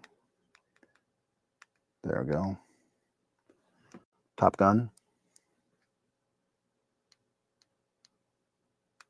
I guess it's not. Well, if my Movies Anywhere account was logged in, maybe I can just do it on my phone. 1 second, let's try that.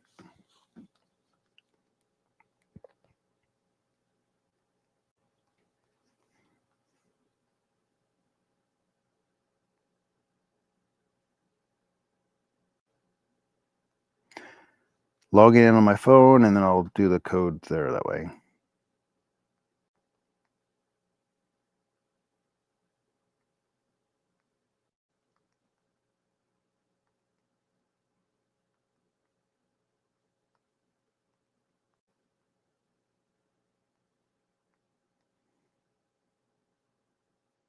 Okay, I'm on my phone. Get code.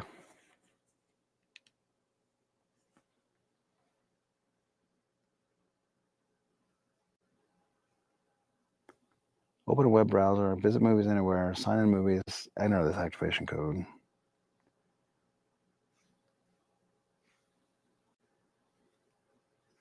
I'm in the app.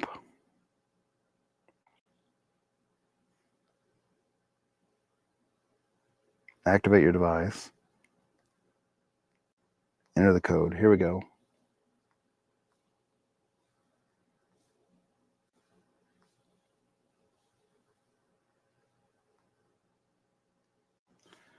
All right, here we go. So let's see. My movies.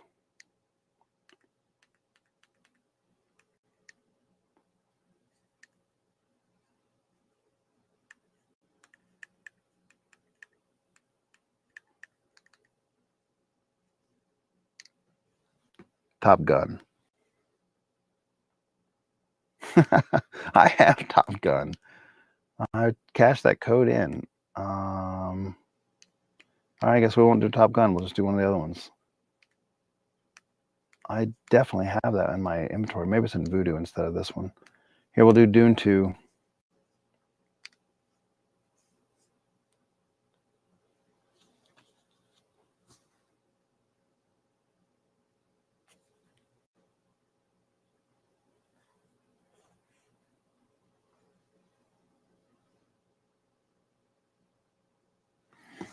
All right, I'm going to catch back up on the comments a little bit here.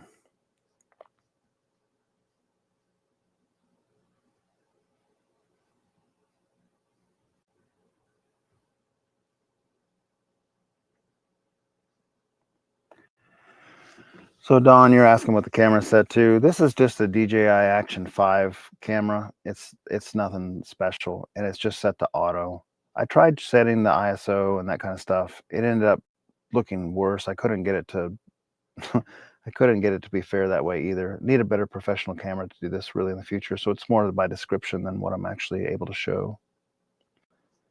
MW says, what's the cost of the Epson? The QL3000 is like 15 or it's 16 grand now MSRP, and the lens costs like $1,500 or something. Although you can get the lenses on eBay for cheaper than that, used, because they're the same lenses that have been around for a long time. I see them close on eBay for $300 or $400 all the time for the standard ones like the 15 or the 10. And the LS12000 was $5,000, but it's gone up to $6,000. So yeah, I mean, there's a significant price gap between these two things. Diminishing returns, like all things, but definitely brighter. When we were watching this recently with some friends from Kansas City, it was noted that this projector, the QL3000, compared to the JVC, made it look like it was summertime in the desert. You could see very bright light. It almost made you squint during the day. Like, it looked more real, more parody to what a desert light would look like. And this particular movie, Dune 2, looks fantastic on the QL3000, in my opinion. Like, I've watched the whole thing on here probably 2 times, and there's no scenes in it, not one scene in it that's too dark, where it kind of showcases the lesser native contrast to a point where you would find fault, but the extra brightness is really gorgeous on it. So this is a good showcase movie for the QL3000.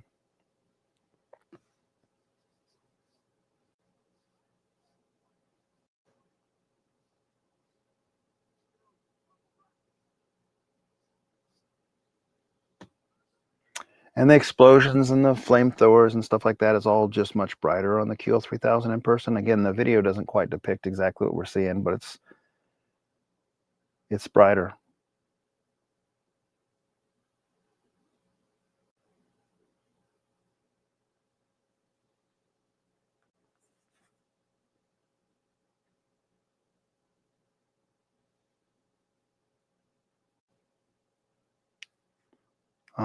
Avatar: Way of the Water was a movie that I recently watched that I thought that the frame interpolation on low made it look fake on the QL3000. I've never seen this particular one on the LS12000 because I just picked it up recently and watched it for the first time. But I had to turn off frame interpolation on this one because I didn't like what it was doing to this movie. It made everything look fake.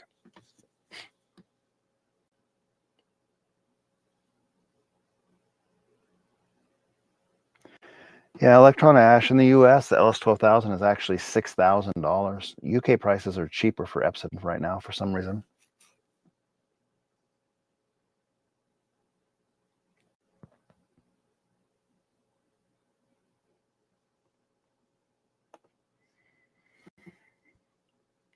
Ender says, hey, why don't you sell one of your projectors and get Mad VR Kaleidoscope?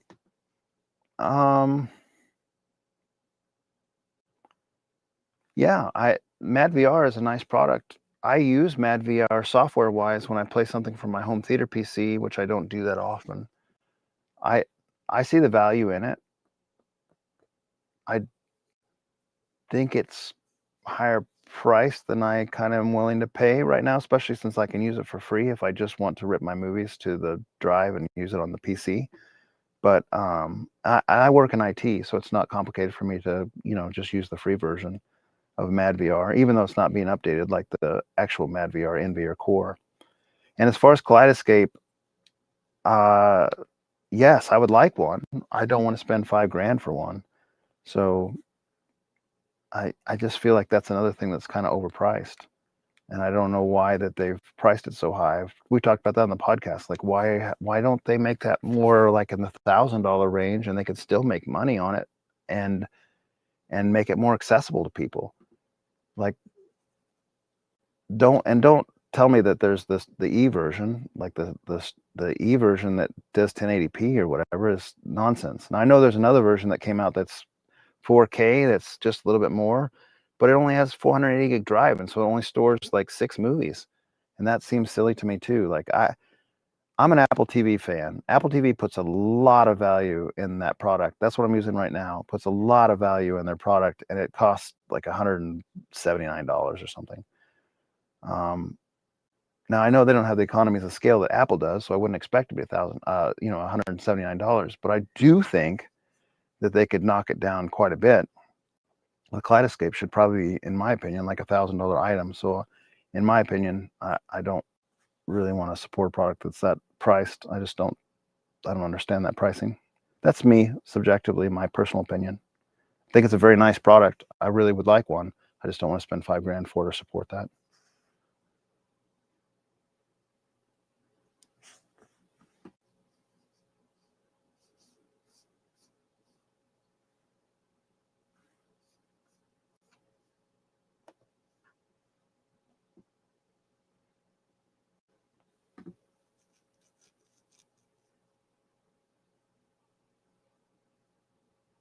So we watched half of this movie on the Epson the Epson QL3000, and half of it on the JVC NZ500.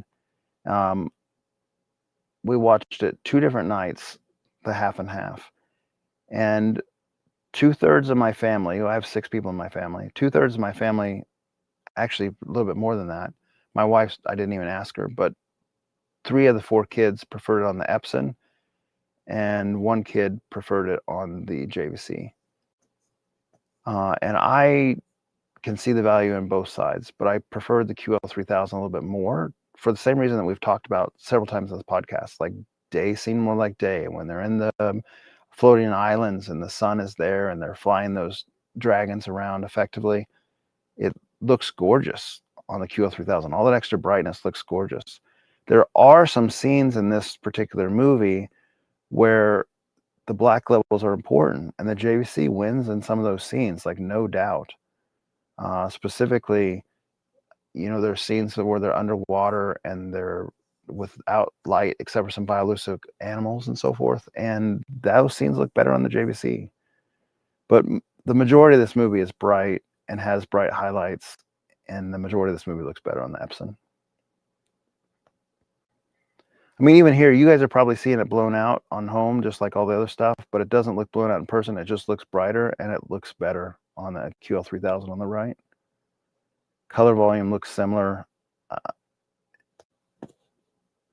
It looks a little bit, it just looks more real on the right because the sun looks brighter. It looks more like the afternoon or playing in the sun.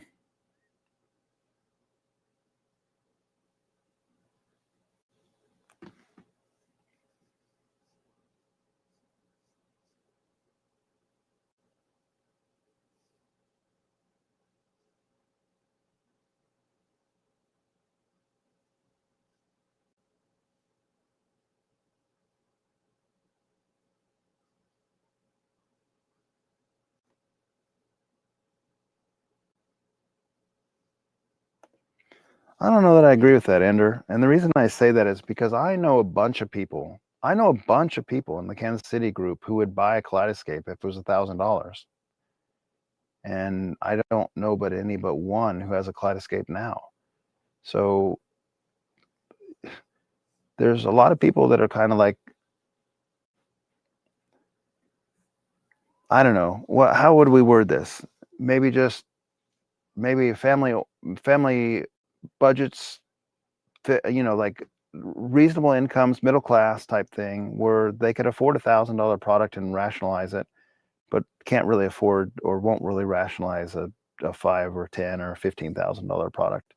And I'm not to say that there's not value there. I'm not saying that at all. I'm just saying that, we've talked about diminishing returns a lot of time on the podcast. There's diminishing returns on a lot of the stuff, including these projectors that we're looking at tonight, as we've already alluded to.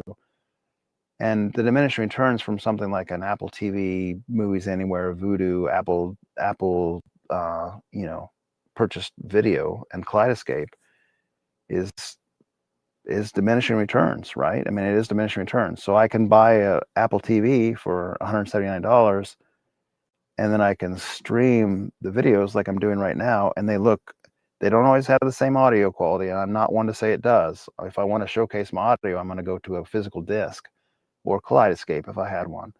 But the video is getting to be like really good. It's kind of hard to see the difference in the video quality between a physical disc and a high quality, rip, not a rip, but a streaming version. So in my opinion, the audio is less quality than the video on the stream, and so diminishing return aspect comes in the sense of, you know, hey, I can spend $179 and buy the movie from Apple TV, and then I can get a really good quality experience, or I can pay $5,000 for a Kaleidoscape and pay probably more for the movie than I would pay from Apple TV, and, you know, get a slightly better experience. That's a big margin there, a big margin of cost for a small margin of benefit. So that's all. There's nothing wrong with it. It's a premium product and it's a fantastic product, and I personally would like one, like I told you. But I don't agree with you that it wouldn't sell enough or it couldn't make it work at $1,000. I think it absolutely could make it work, and I think the economies of scale would start coming into them. They probably would have to ramp up their business and manufacturing and all that kind of stuff. But there's no reason to believe a media player like that couldn't work at $1,000. There's still plenty of headroom there. And I also don't like, and I've talked about this on the stream, I also don't like when they kind of shaft their customers, like arbitrarily choosing a 480 gig SSD is crap. I mean, I'm just going to put it bluntly, that's crap. Because you can buy, I mean, they're charging so much for those things. You can buy a much larger SSD for what? You can buy a 2 terabyte as a retail customer. A 2 terabyte SSD will cost you $200 any day of the week. Like, you can just go into a store and buy it. And if I can buy that as a retail customer at $200, then somebody who's buying them in scale can buy it for cheaper than that. And so why are we putting a 500 gigabyte drive in there if a 2 terabyte drive is still within the margin of what the product costs? It's because they're arbitrarily not wanting to cut into sales on their higher end units. And I don't like that kind of business model. They want to do it, that's fine, but I don't have to participate in it.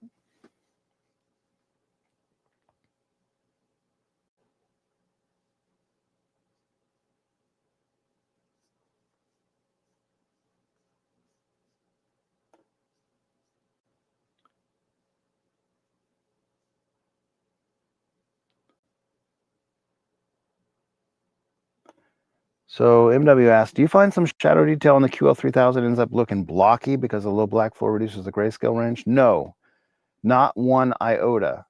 I haven't seen the blockiness at all, not even a single time.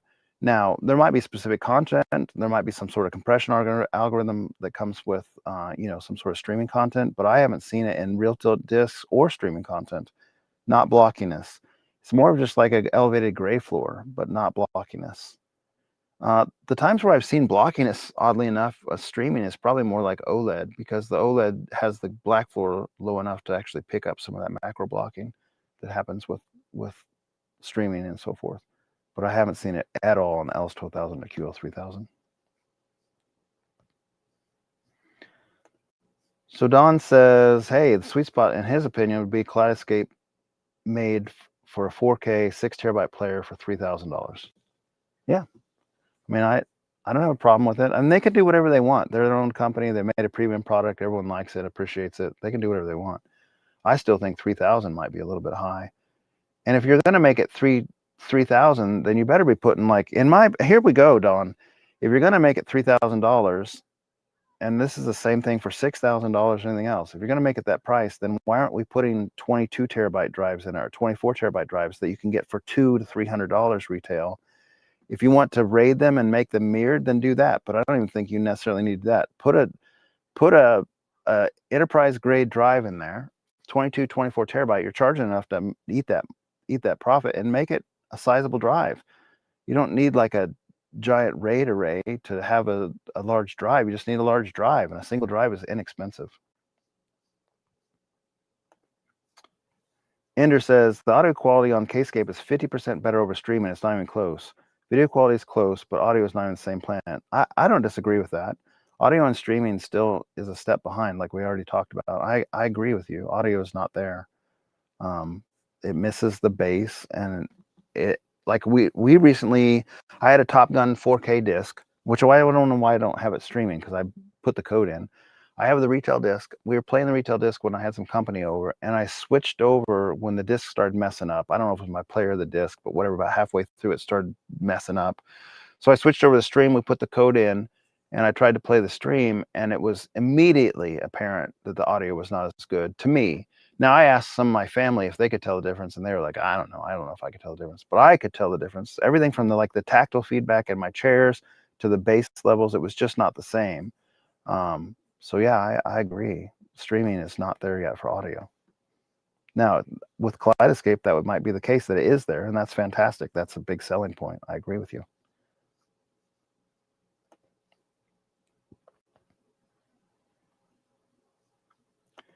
Yeah, that's where my head's at, man. The only reason they don't have larger drives is just so they can differentiate their products and charge more for the larger drives.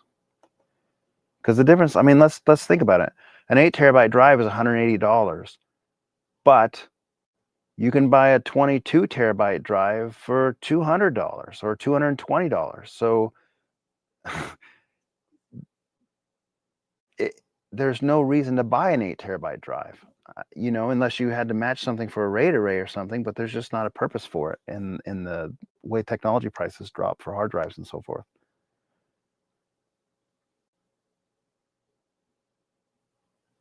A mechanical drive should be way more than 40 megabytes per second electron. You should be looking at like 200 megabytes per second. Now, if you're limited to USB 3 or something, maybe or USB 2, maybe you're talking those kinds of speeds. What you guys tell me what kind of content you want to see, and I'll show you. I will, if we do this again with a JVC, I'll try to get a better camera in the mix from maybe having Ryan over to do it with me, because the camera is kind of not showcasing this very well. Let's see if we can do the infamous 1917 staircase scene.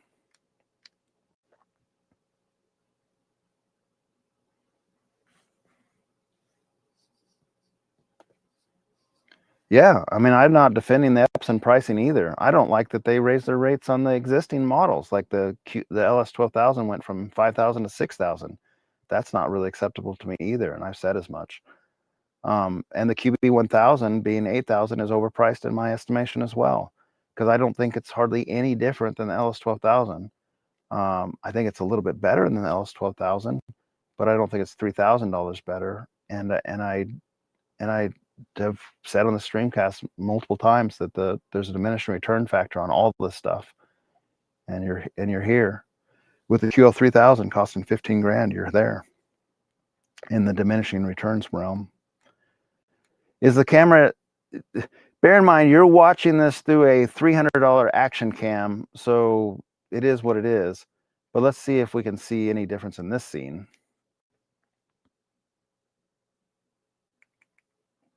And I got to rewind just a little bit more to get rid of the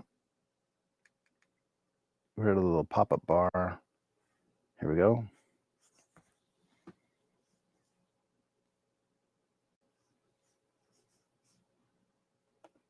Whoops. I'm going to leave the comments off on the screen just to kind of watch this for a second.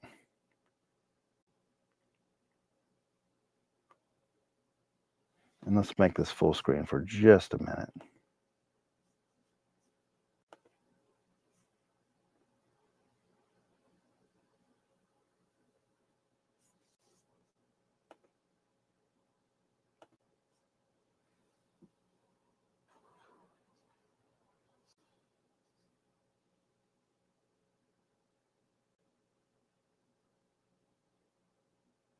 This is full fade to black. I didn't drop you guys or anything. It's just waiting for the scene to come through.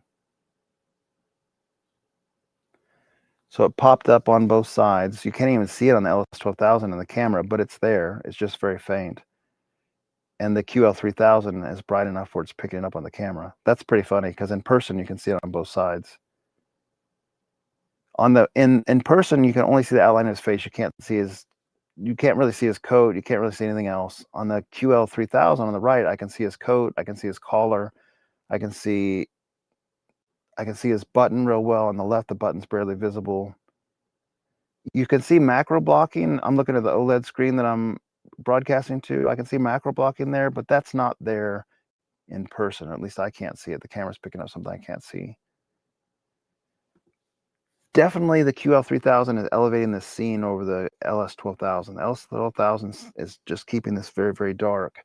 And I'm being frank, I prefer the LS12000's render of this scene, because it's very dark and it's supposed to be very dark. There's no light. It's supposed to be moonlight. And you can barely see anything in real life if this kind of situation was portrayed. The QL3000 is elevating this scene so that it's trying to take it out of the black forest so you can see it. It doesn't look as ratty as it does on the stream here. You guys are getting all kinds of compression artifacts and all that sort of stuff, but it's definitely elevating the scene. Like, it looks more like it's got maybe a little nightlight or something in the room with him on the QL3000 versus being very dark on the LS12000.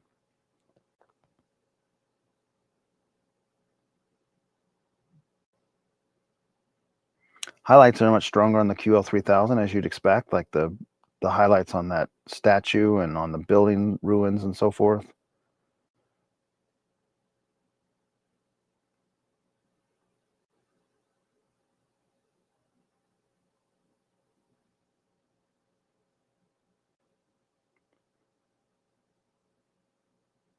If I'm just being dreadfully straight with you, the LS12000 renders this scene better than the QL3000, at least this particular scene.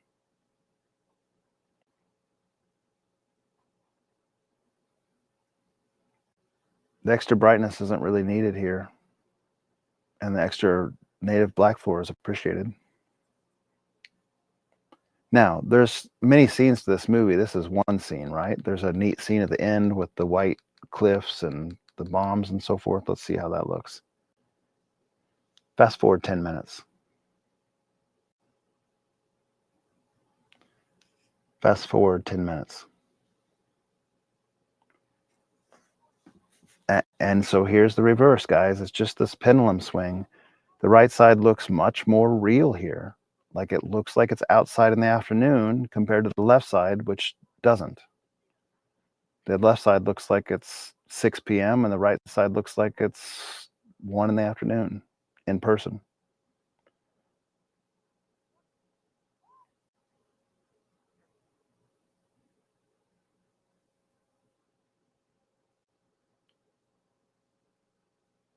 And because of that, there's also a little bit extra sharpness on the rocks and the uniforms. I mean, it just looks more real on the right.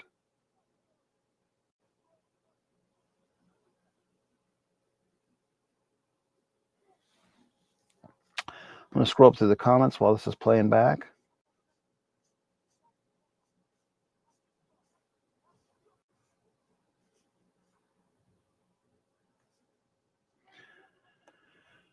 Tiki Time says, would the LS12000 be bright enough for a 15-foot wide screen? Yes.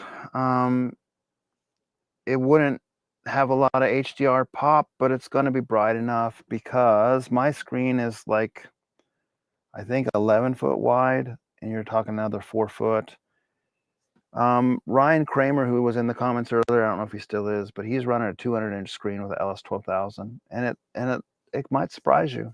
He's got a above 1.0 gain screen, which might be something you would want to consider, is get a brighter screen.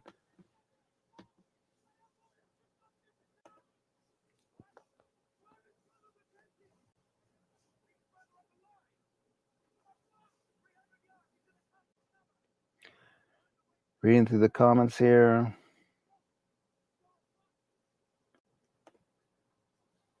Asking what the source is. My source is an Apple TV right now, and this is just streaming content.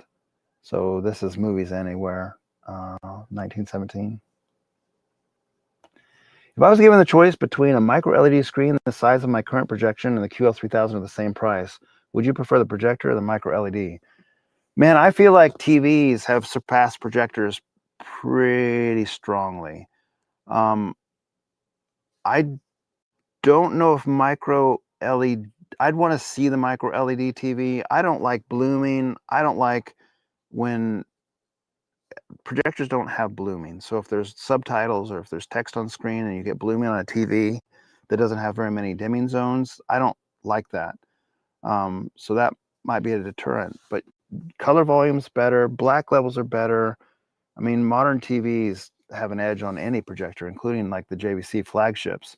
And if you're talking OLED, I am absolutely there for an OLED this size. And my screen in a 116 config is only 56 inches tall, so it's not. It's the equivalent of a 116 diagonal. So we're getting close to that with TVs. Now my CinemaScope size is a 144. When I overzoom, it's actually a 152 when the black bars are above and below the screen equivalent. So there's not TVs at that size anyway, unless you start getting into those, the panel-based TVs. But I'm there, man. When OLEDs get to be like, say, 110, 115 inches, I'm switching out as long as they're affordable. If they can get to the same price as these projectors, I'm gone. I'm not a projector fanboy in that sense. I'll go to the best technology.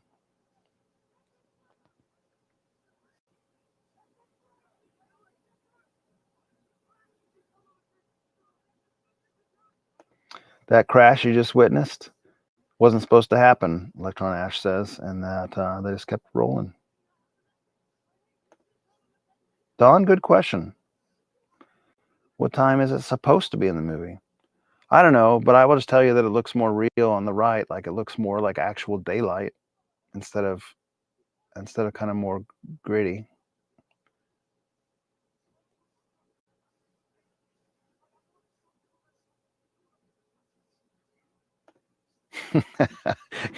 Ender, you think they're collecting dust, but you can see they're being used. so I don't know. Yeah, I mean, I get your point.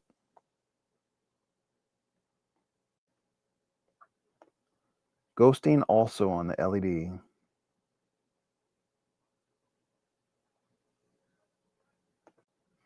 I think there's something to that. One of the guys in Kansas City has a 97-inch OLED, like a G3, so it's pretty top of the line. And I've been over there and watched movies. He sits real close to it, like 6 foot away, and that's where his seating row is. So it makes the image perceptively very large. There is something that's not quite the same as a projected images versus a TV, but I also don't. I agree they're not the same, but I don't hate the OLED. I mean, like we've talked about on the podcast before, I sit in front of a C2 42-inch OLED for gaming, and it's just unbeatable. I mean, it can be beaten by another OLED, I suppose, a newer gen, but it's just such an improvement over like any other display I've ever had. I got an OLED on my laptop right now. Like I'm all in on OLEDs. They're gorgeous. So that technology surpasses projection a million times over in my mind.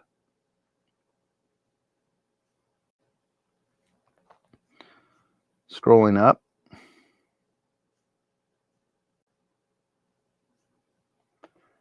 Yeah. I mean, that's a valid point. You can't throw that away.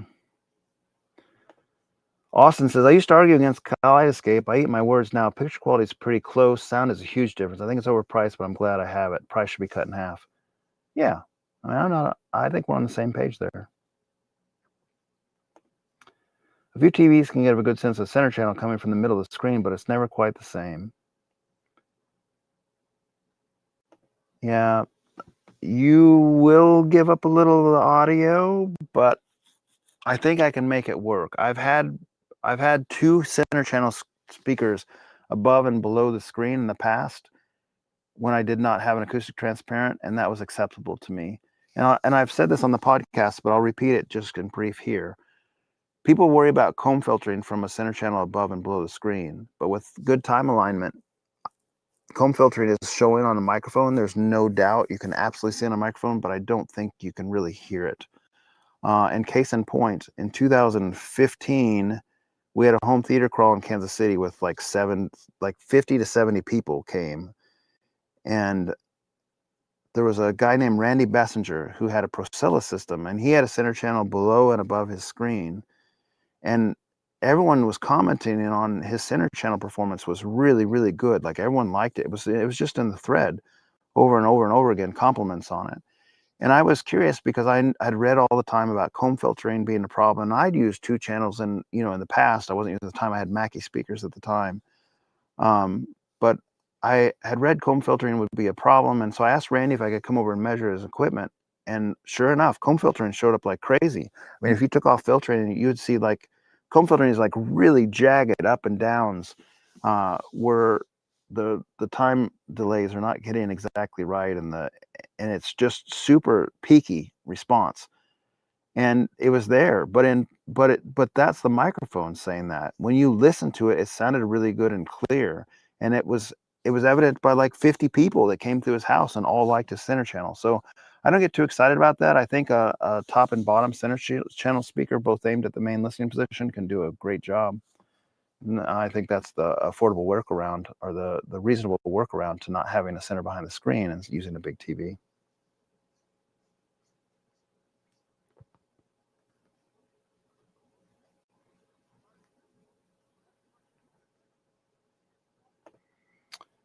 You nearly bought a Christie 3-chip DLP for not much money on Fleabay.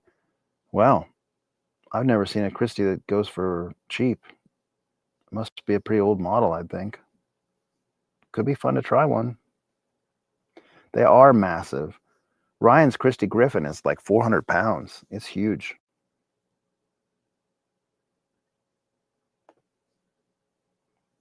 $5,000 lumen Christie.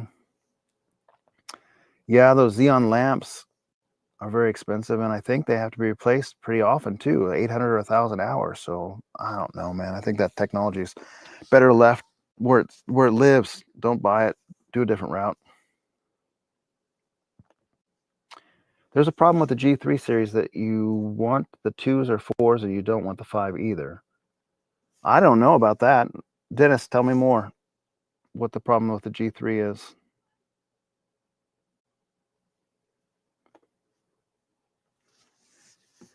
So on the right-hand side, the black is more gray, certainly, and it's not as exaggerated as the camera shows, because cameras like to exaggerate differences. We talked about this earlier in the podcast. I'll just repeat it. 3,500 to 1 is the contrast ratio of the QL3000, and 5,000 to 1 is the LS12000.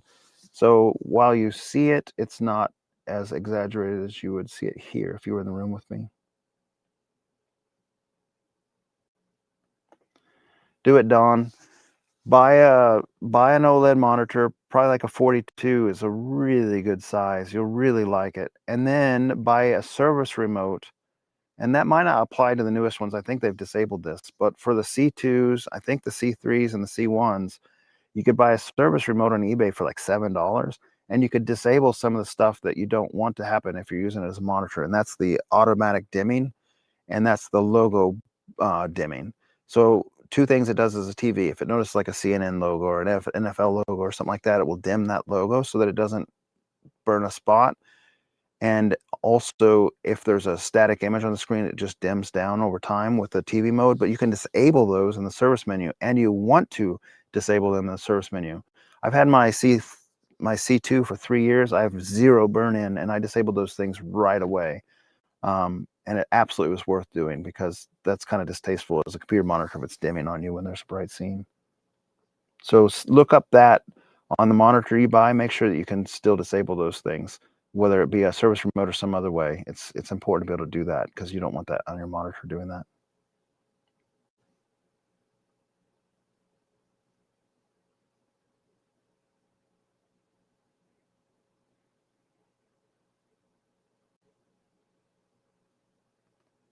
So this depends on the type of screen you have, man. If you have an AT screen that is based out of a perf material, you do need it to set back from the screen to get your audio to resolve properly. But if you have a woven screen, it doesn't really matter. You can have the speakers right against the screen. I do on my Seymour XG screen. The speakers are almost, and in fact, in some cases, just barely touching the screen, as close as I can possibly get in it.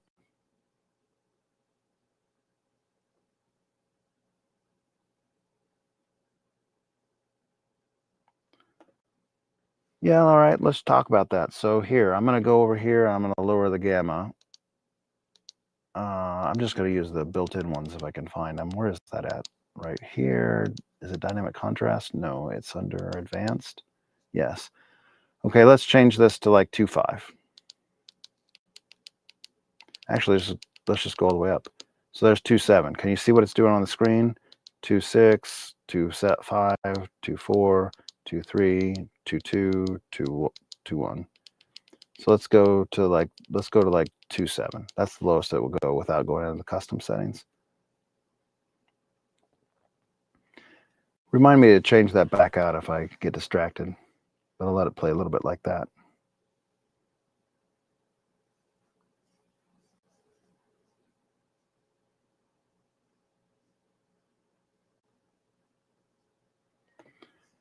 Ender, where did you watch the 98-inch TCL? Because here's the thing.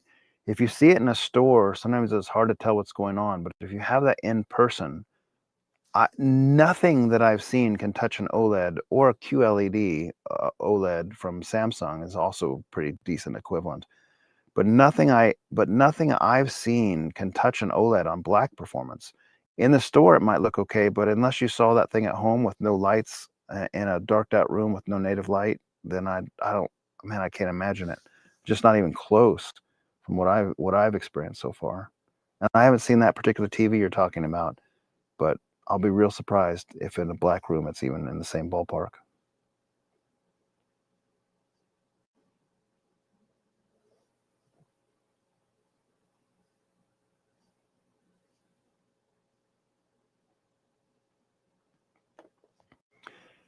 Yes, gray PVC would help the black level, but it would also kill some of your brightness.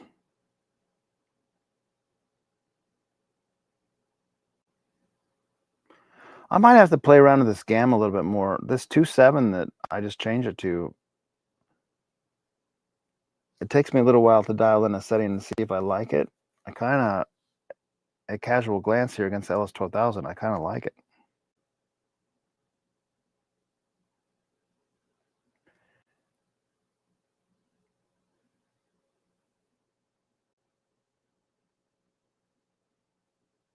Man, I mean, this scene right here, you just have to listen to what I'm saying because you can't tell with the stream at home, but it just looks a lot better on the QL3000. It looks like natural sunlight on his face. It's a little brighter as it should be, all that kind of stuff. And then the gray.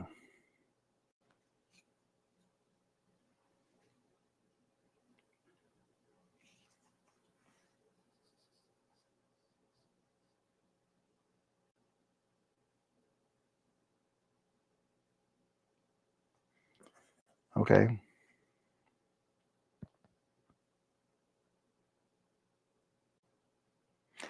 Default was 2.2. I changed it to 2.3.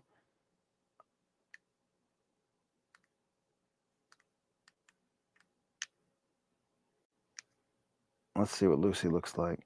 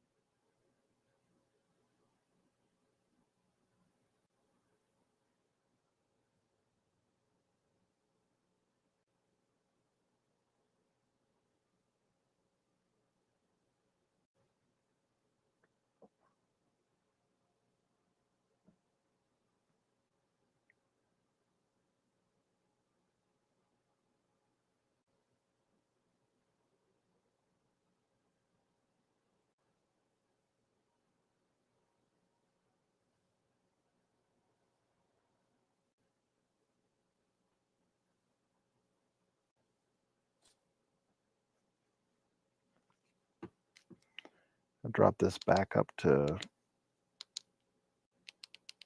it's going to blow out the,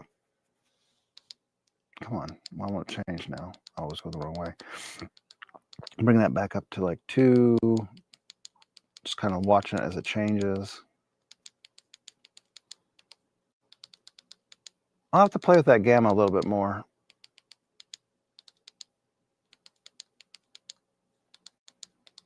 I'm not sure if I like what it's doing to his suit. It's overall dimming the picture, but it might, I don't know, I'll just have to play with it some.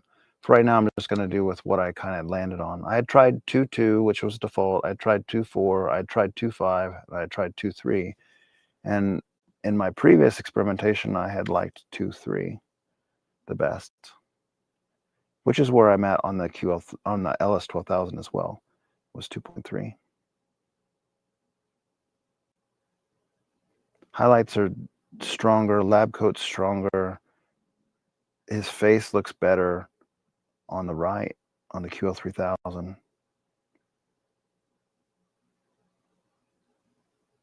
in person.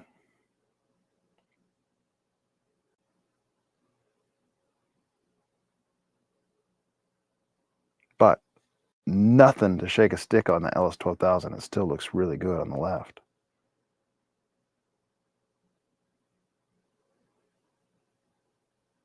See, there's more highlights on the floor around the guy on the right, and in person it looks more like sunlight there.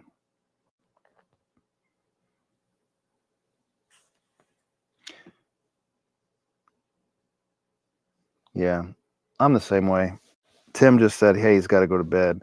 It's 1 o'clock here, and I got work in the morning, so I'm probably going to call it quits too. If anybody has anything they particularly want to see, even though it's cruddy on this camera, or at least have me opine on what I'm seeing, I'm happy to pull it up. Otherwise, I'll probably shut this down, and if we do this again, we'll try to get a better camera in here so it's not just guesswork on which one actually looks better.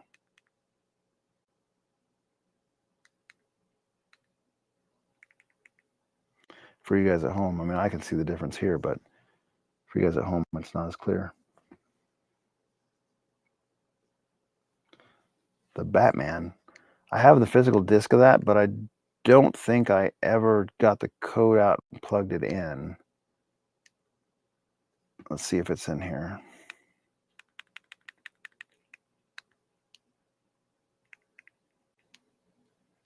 Where's my search? Here we go. Batman. And I got Dark Knight Rises. It's not the same thing, but there's some dark scenes in here if that's what you're after. Let's see what we can find.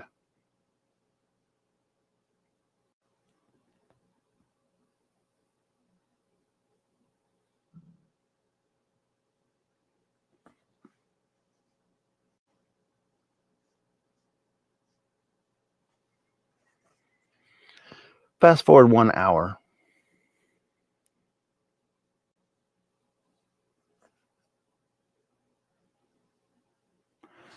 Here, for this last thing, what I'm going to do is dial in with my phone, and I'm going to show you on my phone, and you guys can take a look at that, because I don't think it'd be nice to actually let you see that with a different camera, because I think you're getting a jaded view of the QL3000. Unfortunately, it just doesn't look as bad as it shows in this stream. Every time I look down, it's kind of disappointing. It doesn't look that bad in person. So let me go to my StreamYard thing and log in with my account here. I've got to share this link again. So send the link. Let me type it in.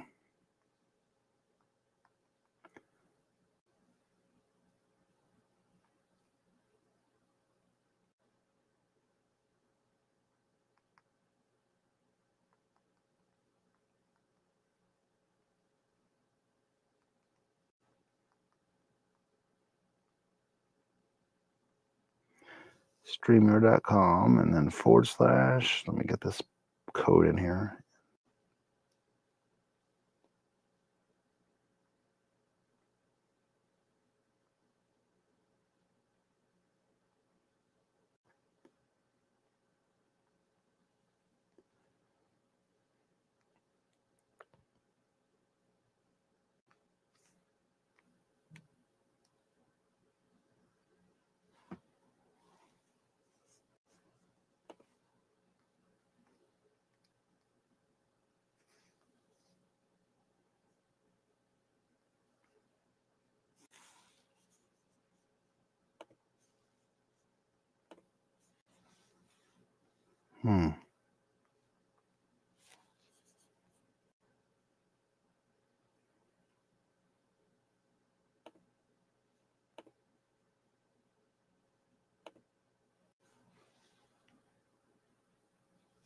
Close.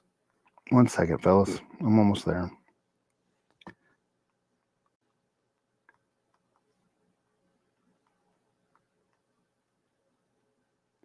/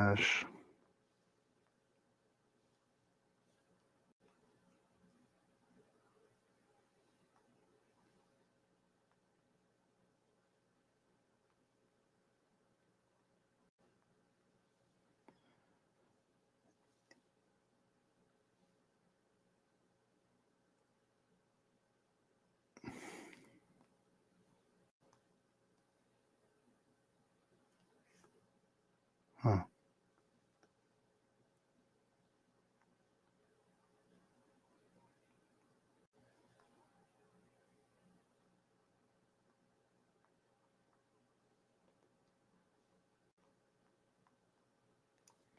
Enter studio. Okay, I don't want a mic. That's fine. Enter studio. Got it. And then let's do this. Add a stage. And let's make this the primary. So we'll just do this one. And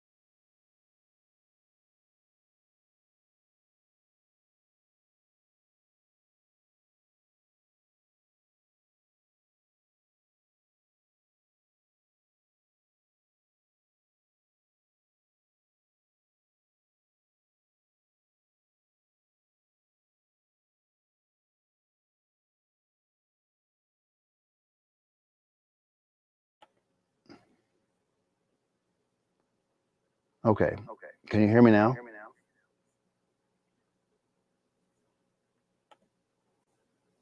Let's switch this. There we go. Okay, so now I'm going to switch. You can probably hear me. So let me lower this volume. Okay, and then I got to figure out how to switch this camera to the front.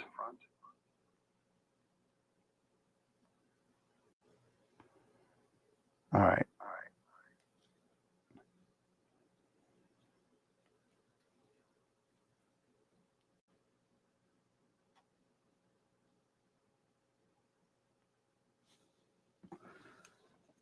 All right, I'm going to go close.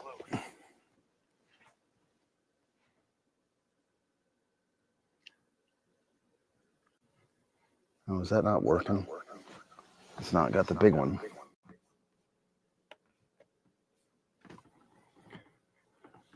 Okay, here we go.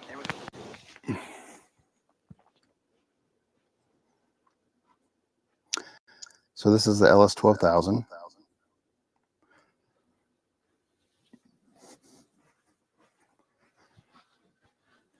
And this is the QL3000.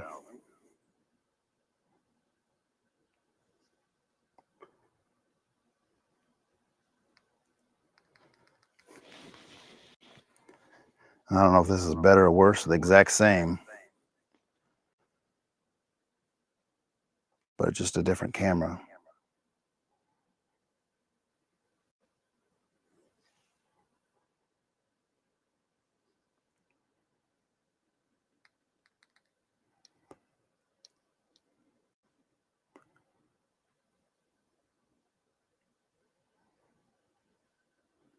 Ooh, bright.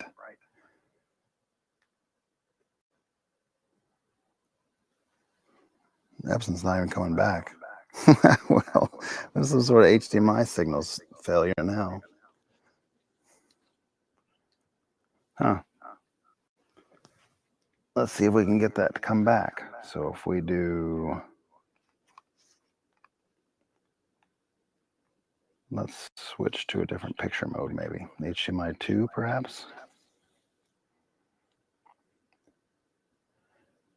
And switch back to HDMI 1.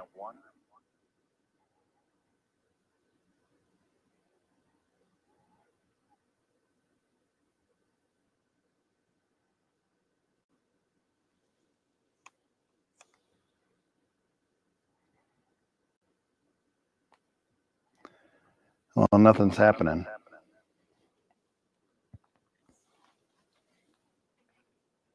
Okay, it's not happy. I'm going to turn it off and turn it on. Well, here, one thing that might be worthwhile. Let's show you how loud they are. Oh, so I'm going to have to my unmute mic here. Okay. So now you're gonna hear it on both. Here's the LS12000.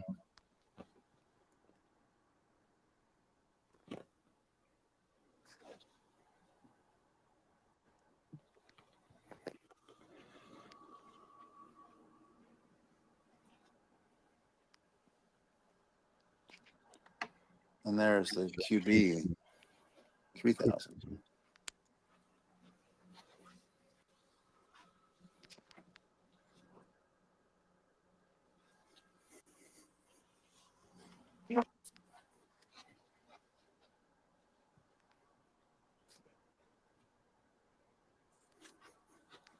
See if I can turn on the light and get this to reset.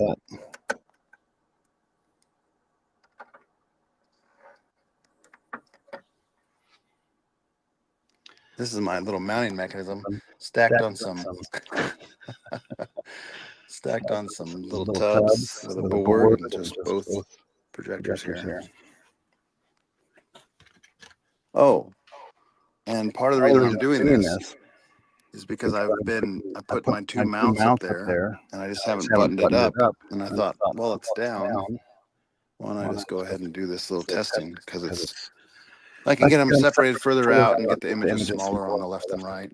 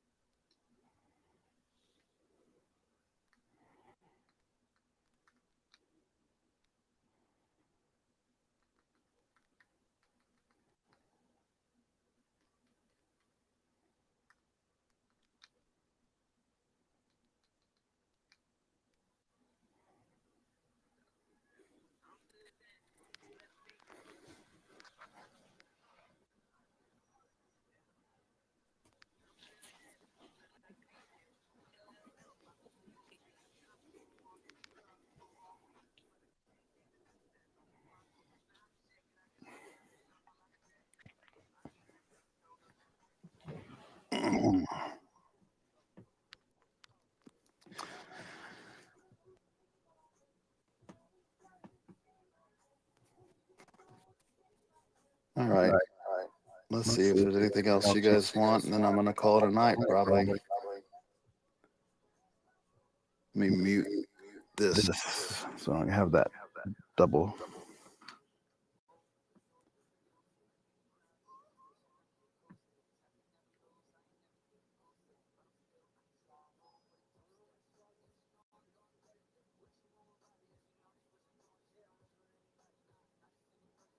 Reading through the rest of the comments.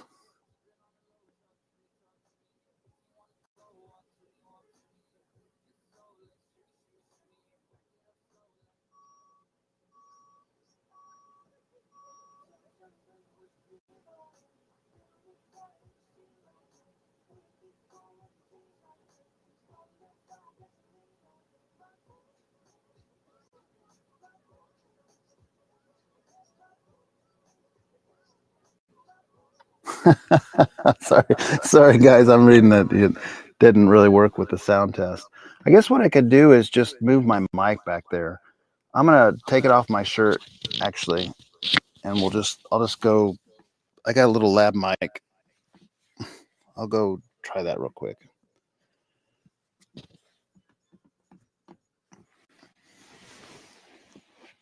So it's just this little DJI mic.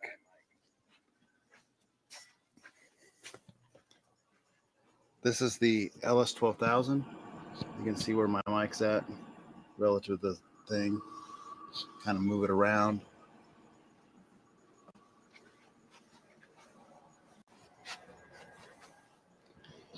And over here, sorry, over here. And then this is the QB1000.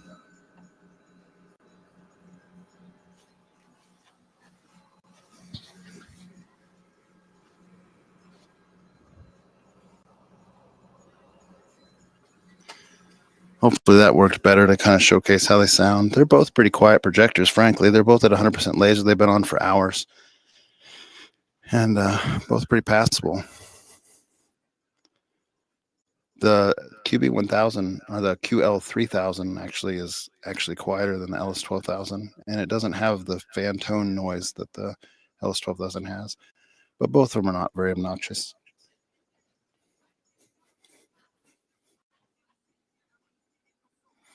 All right, I think that's enough for tonight. Got to get ready, go to sleep, prepare for work tomorrow. Let me disconnect from this.